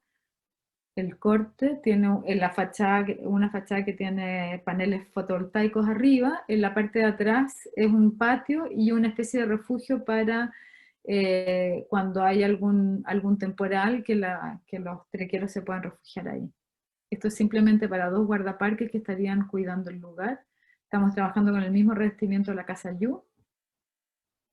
Y adentro es entero hecho en madera. Estamos trabajando con timber. Acá está como arquitecto asociado Tomás de Irarrízaga, que él hizo otro refugio más arriba, y César Vallejo, que es el constructor. Entonces hemos armado equipo con ellos para todos estos trabajos remotos. Este refugio está inspirado en un refugio de la Antártica, que era sumamente eficiente y tiene simplemente, como de las cosas así como de diseño que logramos, esa ventana que mira hasta el plomo. En esa misma línea estamos haciendo 2 casas más en un lugar que se llama Costa Morro, con Standard Passive House, y que son totalmente off the grid. Costa Morro está en el Monumento Natural 5 Hermanas, y está a 1 hora y media desde Puerto Chacabuco en Lanchón, así que la épica de llegar y construir aquí es importantísima. Por lo tanto, cuando a mí me encargaron esta casa, cuando nos encargaron esta casa en el estudio, dije, mira, primero voy a ver con quién construimos antes de diseñar nada, para ya una vez que uno sepa con quién puede construir y garantizar que esto se va a poder llegar a término, diseñar. Volvimos a hacer equipo con Tomás y César, y son ellos los que están, o sea, sobre todo César es el que está construyendo allá. Esta es la manera como se llega, es una selva fría y salvaje, realmente magistral y bien inconquistable. Ahí está el terreno. Estos son los 2 terrenos donde estamos trabajando. Una casa se llama la Casa Kun, que está inspirada como en la Kundalini, que es como esta serpiente energética que conecta con lo espiritual, y está armada de esa manera. Estos son como el proceso de diseño, y después todo el sistema de detalles para lograr el sistema Passive House, un trabajo muy de la mano con Rolf Thiele y el equipo del estudio, en que cada uno tiene un área de especialidad en que van armando como todos estos detalles para poder lograr este nivel de técnico y al mismo tiempo estético. Ese es el render de la casa. O sea, si bien es una casa, entre comillas, prefabricada, está armada entera con timber, y se tienen que llevar todas las cosas en este lanchón, no por eso estamos sacrificando arquitectura.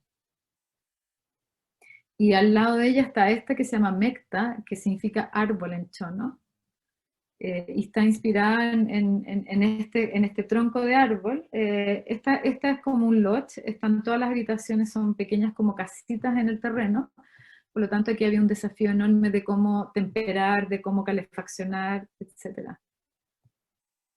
Sigue siendo el mismo sistema timbre, está este pabellón central donde está toda la área pública y después cada una de las habitaciones más un gimnasio con una piscina de nado contracorriente.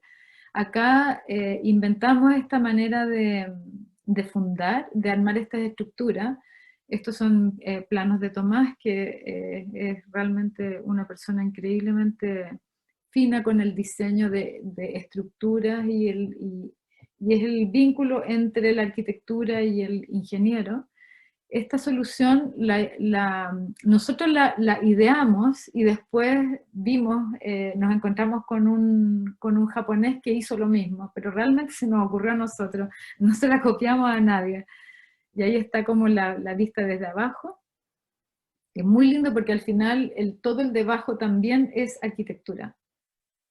Y el sistema distrital que inventó Rolf para poder calefaccionar todas las habitaciones, y calefaccionar y enfriar en verano. Este render que no es tan feliz, pero un poco ejemplifica el lugar. Y para terminar, este museo, que partió como un concurso de arquitectura para un museo de arte contemporáneo, que trabajamos con Frane, y que no prosperó, pero es muy interesante porque sí nos metimos con el tema de la freeform en madera, y esta sería tal vez la primera estructura de forma libre de alta tecnología en Latinoamérica. Así es que seguimos detrás de ella, creo que es de Shigeru Ban. Y acá está nuestro proyecto, que hoy día se llama Espacio AMA, que es el Museo de la Mujer para el siglo XXI, que estamos viendo de trabajar con COPEC. Probablemente se haga en Salinas, en la costa. Y lo interesante del proyecto es que finalmente nosotros diseñamos esta gran cáscara de madera que puede tener, que es como una carpa, ¿no es cierto? Entonces pueden pasar muchas cosas debajo de ella, pero lo lindo fue todo el proceso de diseño. Está inspirada en una frase de Darwin que dice que los cerros en Chile parecen islas en un mar de nubes, y esto es precisamente, estos son dibujos de Frane, en que cómo se recorta esta isla y que tiene que ver con con toda la tectónica de placas y cómo eso arma las montañas, y de ahí hacemos este recorte y aparece la cubierta, en que habían varias maneras de poder resolver esta cubierta, pero la como de alta tecnología era inviable con el presupuesto, y Frane da con esta versión que es la de los tallarines, de acuerdo a su hija, porque necesitábamos que se pisara. Entonces las otras dos, que también eran más simples de hacer, no se podían, no eran pisables, porque son como unas carpas que se levantan. La parte técnica la puede explicar mejor Frane. Y estos tallarines fueron finalmente resueltos. Hicimos alianza con los Kippers y Helbig, alemanes, que fueron ingenieros adorables que quisieron participar con nosotros, colaborar con nosotros, y ellos resolvieron la ingeniería, y hoy día que está hecha como en estos cajones de cerchas de madera laminada, más esta cubierta de arriba, y el edificio está enteramente resuelto. O sea, hoy día lo podríamos construir. Esto no es como un render o una imagen objetivo, es real. Se apoyan muy pocos puntos, bajaba al suelo, esto era dentro del parque Bicentenario, que lo que hacíamos era tomar como uno de los senderos del parque y subir a la gente al techo para no interrumpir el uso del parque. El interior, y cómo también nuevamente la estructura aporta un montón a la arquitectura. Esta escala que está inspirada en en tradiciones de los pueblos originales de acá. Esto era, se me olvidó en este momento, pero era el símbolo, pero tiene que ver con la vida y con la mujer, que es al mismo tiempo una escalera rampada que llevaba hacia abajo, hacia el lugar de las salas de exhibición.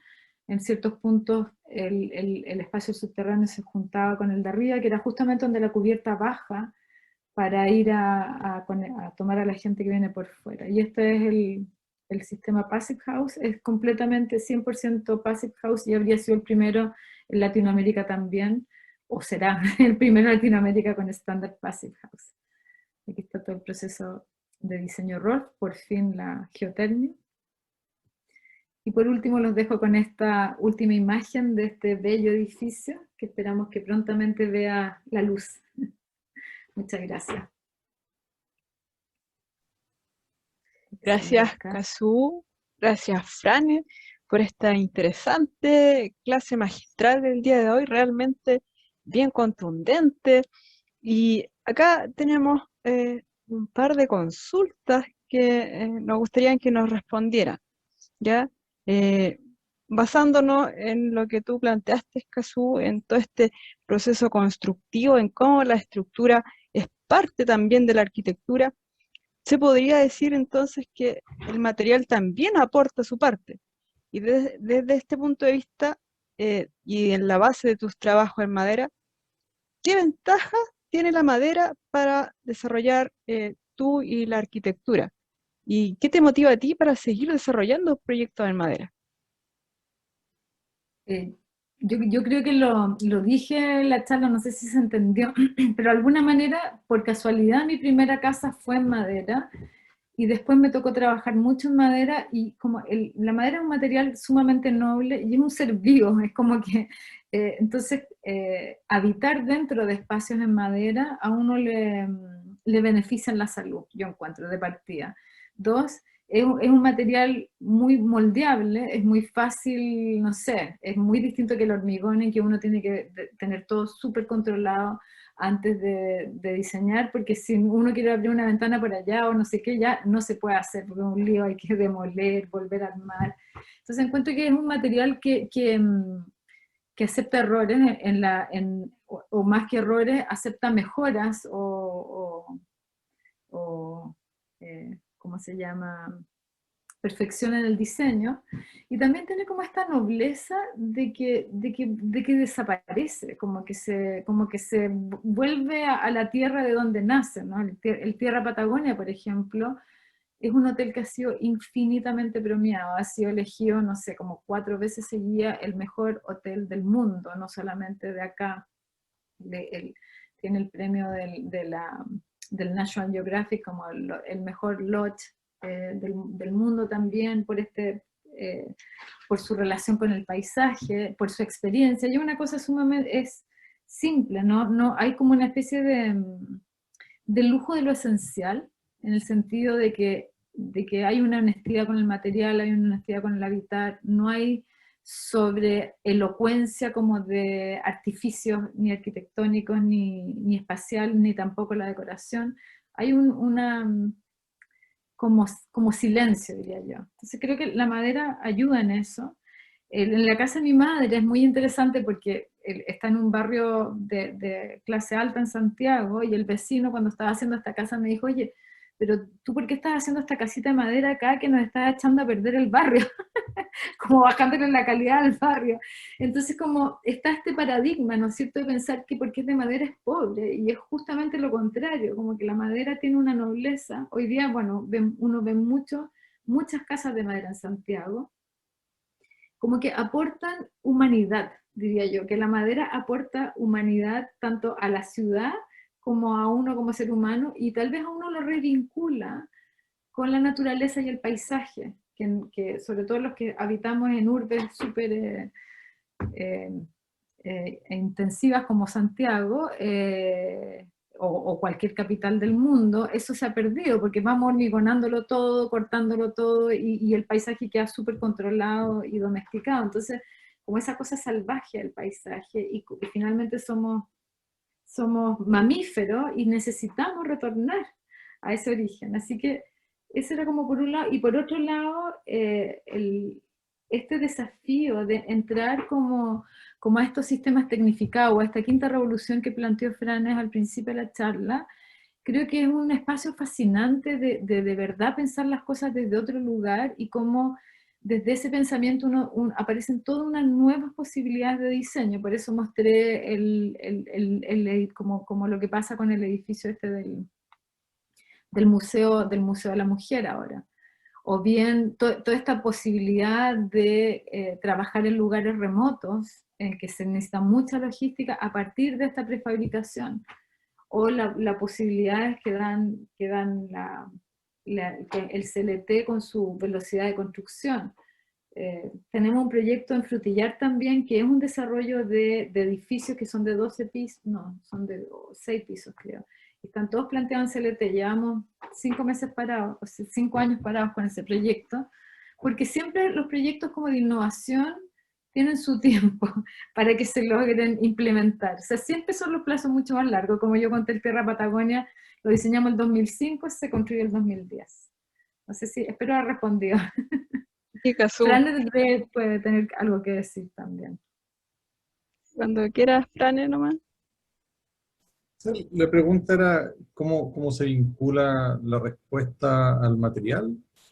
Como, absolutamente, o sea, la madera en muchos aspectos ofrece posibilidades que no son posibles en hormigón o en madera, o sea, o en acero. Eh, y, y, el, y lo que nosotros hagamos con este material, que tiene una lógica completamente distinta a la que tiene el hormigón o la que tiene el acero, requiere un conocimiento, requiere que nosotros entendamos de qué manera vamos a estructurar, de qué manera vamos a detallar, de qué manera vamos a montar, o de qué formas vamos a hacer y con quién las vamos a hacer.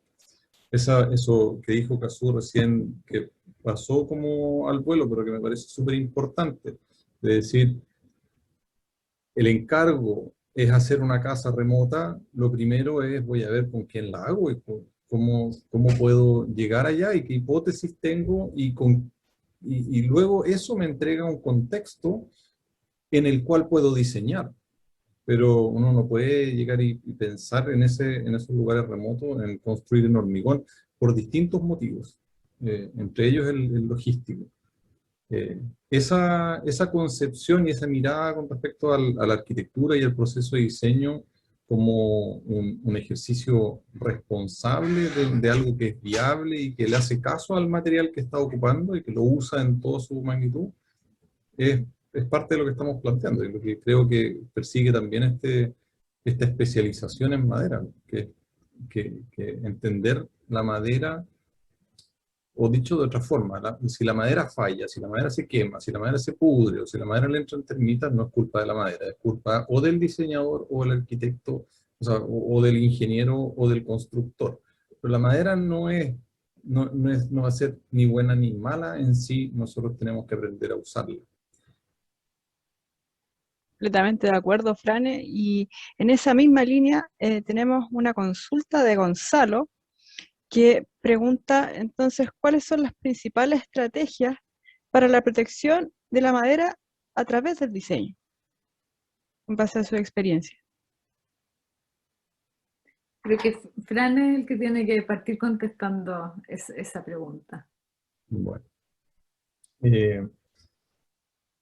La protección puede ser ante cualquiera de los agentes que la pueda afectar. Ahí estamos hablando del fuego, estamos hablando de los hongos, estamos hablando de las termitas, del mal uso, de elementos químicos también.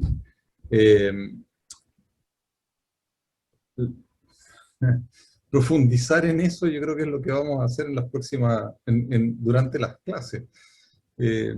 Insisto, es parte por entender y aceptar que este material es un elemento orgánico, que como cualquier materia orgánica va a querer podrirse en las condiciones adecuadas, va a querer ser consumido por otros insectos y animales en condiciones adecuadas, va a querer o va a ser susceptible al fuego en condiciones adecuadas, y nosotros tenemos que saber cuáles son esas condiciones adecuadas y cómo las evitamos. Yo creo que ahora, en este momento, no es el lugar para introducirnos específicamente en las estrategias, pero sí lo vamos a ver durante las clases.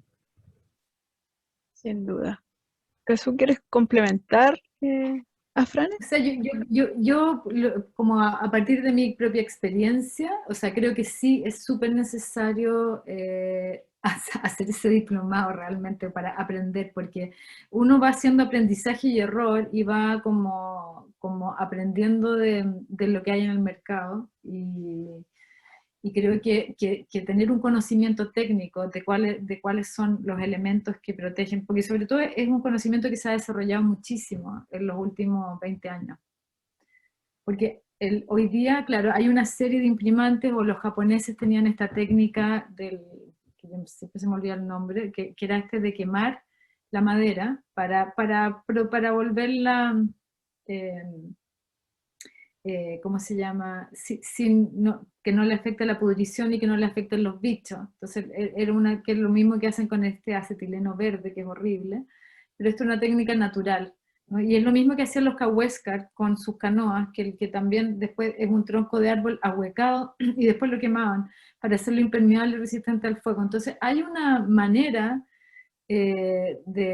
tradicional, vernácula, de hacerlo, y que se usa mucho en la construcción hoy día también. Los japoneses la siguen usando. Cuando uno va a Japón hay templos de, no sé cuánto, de mucha antigüedad, y están perfectamente parados, y no tienen imprimantes, no tienen ninguno de los materiales contemporáneos. Entonces creo que es algo que de nuevo, es más que romper paradigmas, es romper ¿cómo se llama? Se me olvidó la palabra. Romper prejuicios, esa es la palabra. ¿No? Así es, Casu. Seguimos por acá. Tenemos Gustavo Donoso, que hace dos preguntas en una. La primera pregunta dice: ¿qué desafíos has encontrado en los profesionales de la ingeniería estructural en Chile?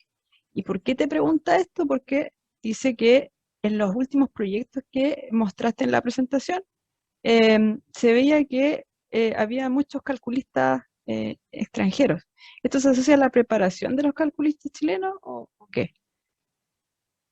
No, hubo un solo proyecto que había calculistas extranjeros, y eso fue idea de Fran, que los contactáramos para poder resolver esta, que era una forma compleja.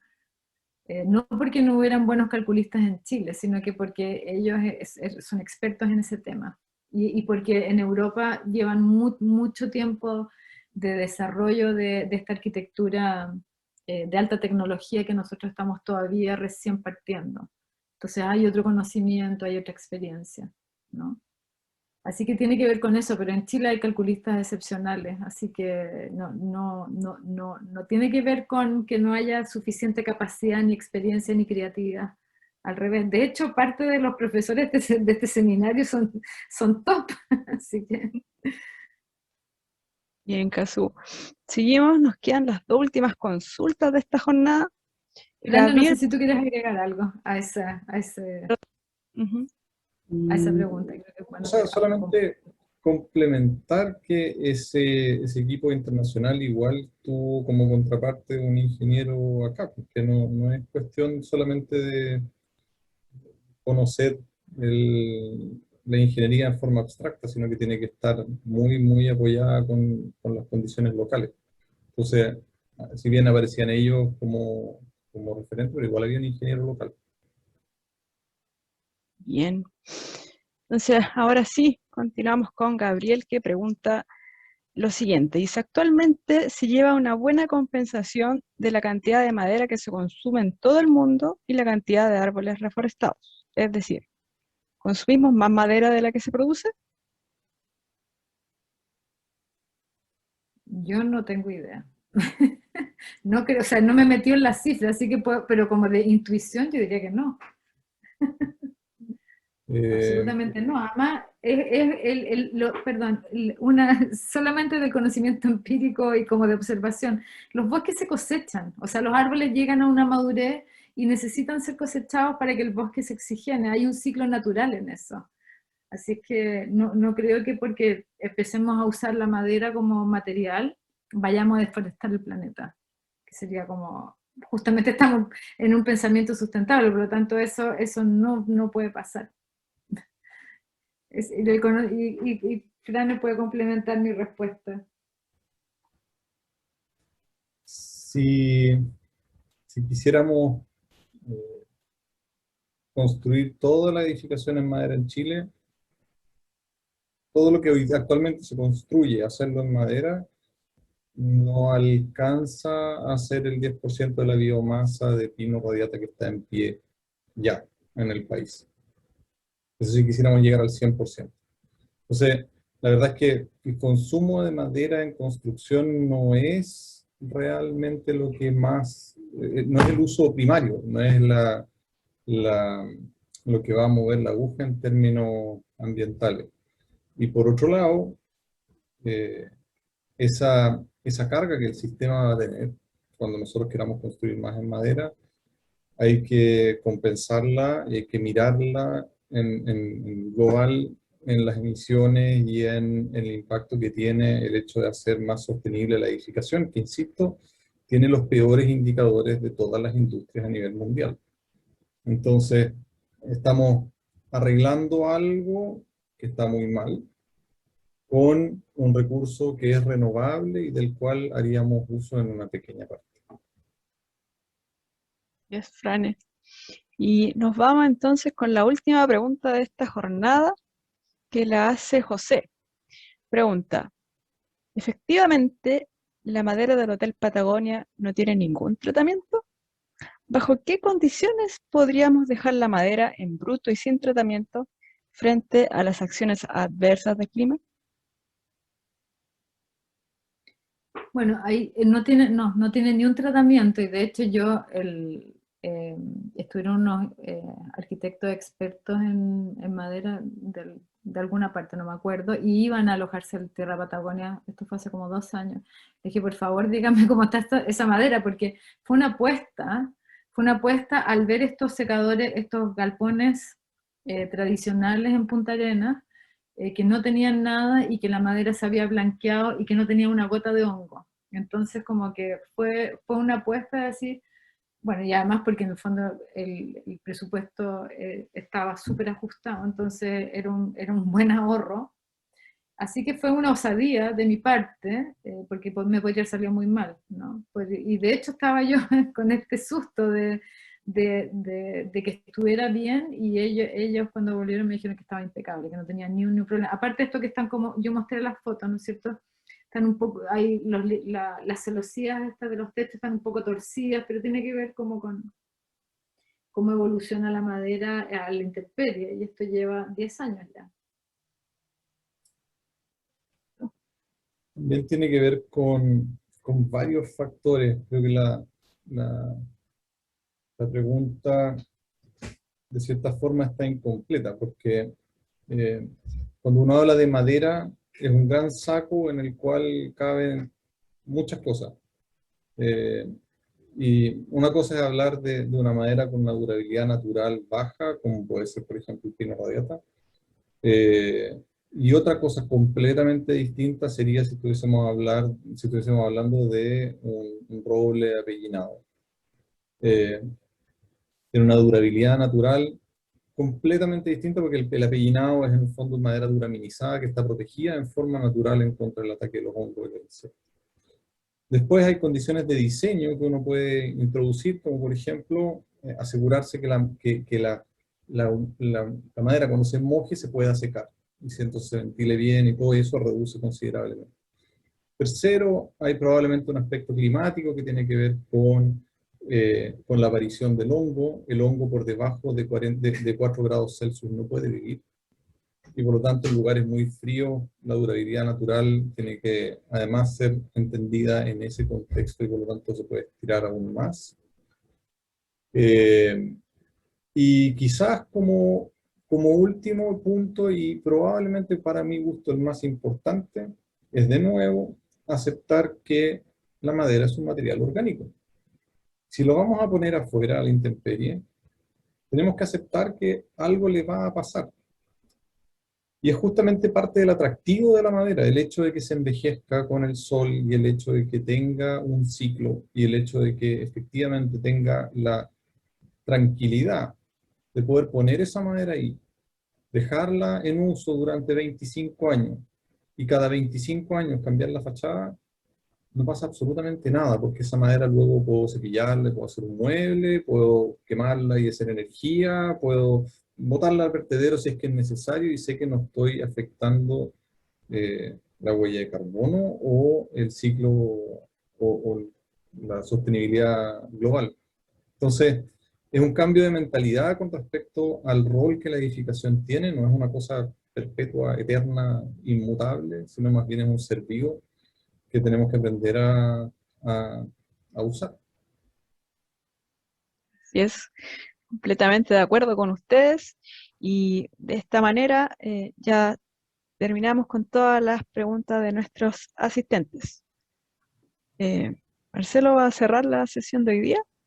Sí, agradecer a Kazú, muchas gracias, súper buena la presentación. En el equipo estamos hablando, nos quedamos con ganas de ser arquitectos. Somos todos ingenieros. Muy entretenida, muy provechosa. Frane, bueno, como siempre, gracias por tu presentación. Se pasaron un poco, quería aportar un dato como ingeniero, aportar el dato duro a la conversación de la cantidad de madera que se puede ocupar en Latinoamérica, pensando, ¿cierto?, en nuestra región. Según el BID, hay 2 millones de familias anualmente que se tienen que emplazar en viviendas informales, o sea, cada año. Y según la FAO, las plantaciones forestales, o sea, dejando fuera el bosque nativo, ¿cierto?, plantaciones forestales, tienen la capacidad de suministrar cerca de 480 metros cúbicos y millones de metros cúbicos por año. Con solo el 8% de esa madera proveniente de plantaciones forestales, se puede dar vivienda a 2 millones de familias cada año en Latinoamérica. O sea, hay mucho material producido desde plantaciones forestales, sin siquiera tocar el bosque nativo. Hay un potencial ahí grande. Bueno, agradecer nuevamente a Kazú, a Frane, Javiera, muchas gracias por la moderación, a todo el equipo, a todos los asistentes a esta primera clase inaugural. A partir de mañana ya está disponible las clases grabadas del módulo 1, ya donde nos adentramos en el material. Vamos a conocer las propiedades físicas, propiedades mecánicas, la anatomía, cómo se debe especificar la madera en un proyecto de construcción, cómo se clasifica visualmente la madera. Así que va a ser una semana bien intensa de clases grabadas. Las preguntas las vamos a estar respondiendo y vamos a estar en contacto por correo y nos reunimos en 2 semanas más, el día 28, ¿sí? Si no me equivoco, 28 de abril, para la clase de Martín Hurtado, ¿ya? Así que muchas gracias a todas y a todos. Nos vemos. Chao. Chao, Chao, gracias. chao, chicos. Chao. Chao, Chao, chao. chao.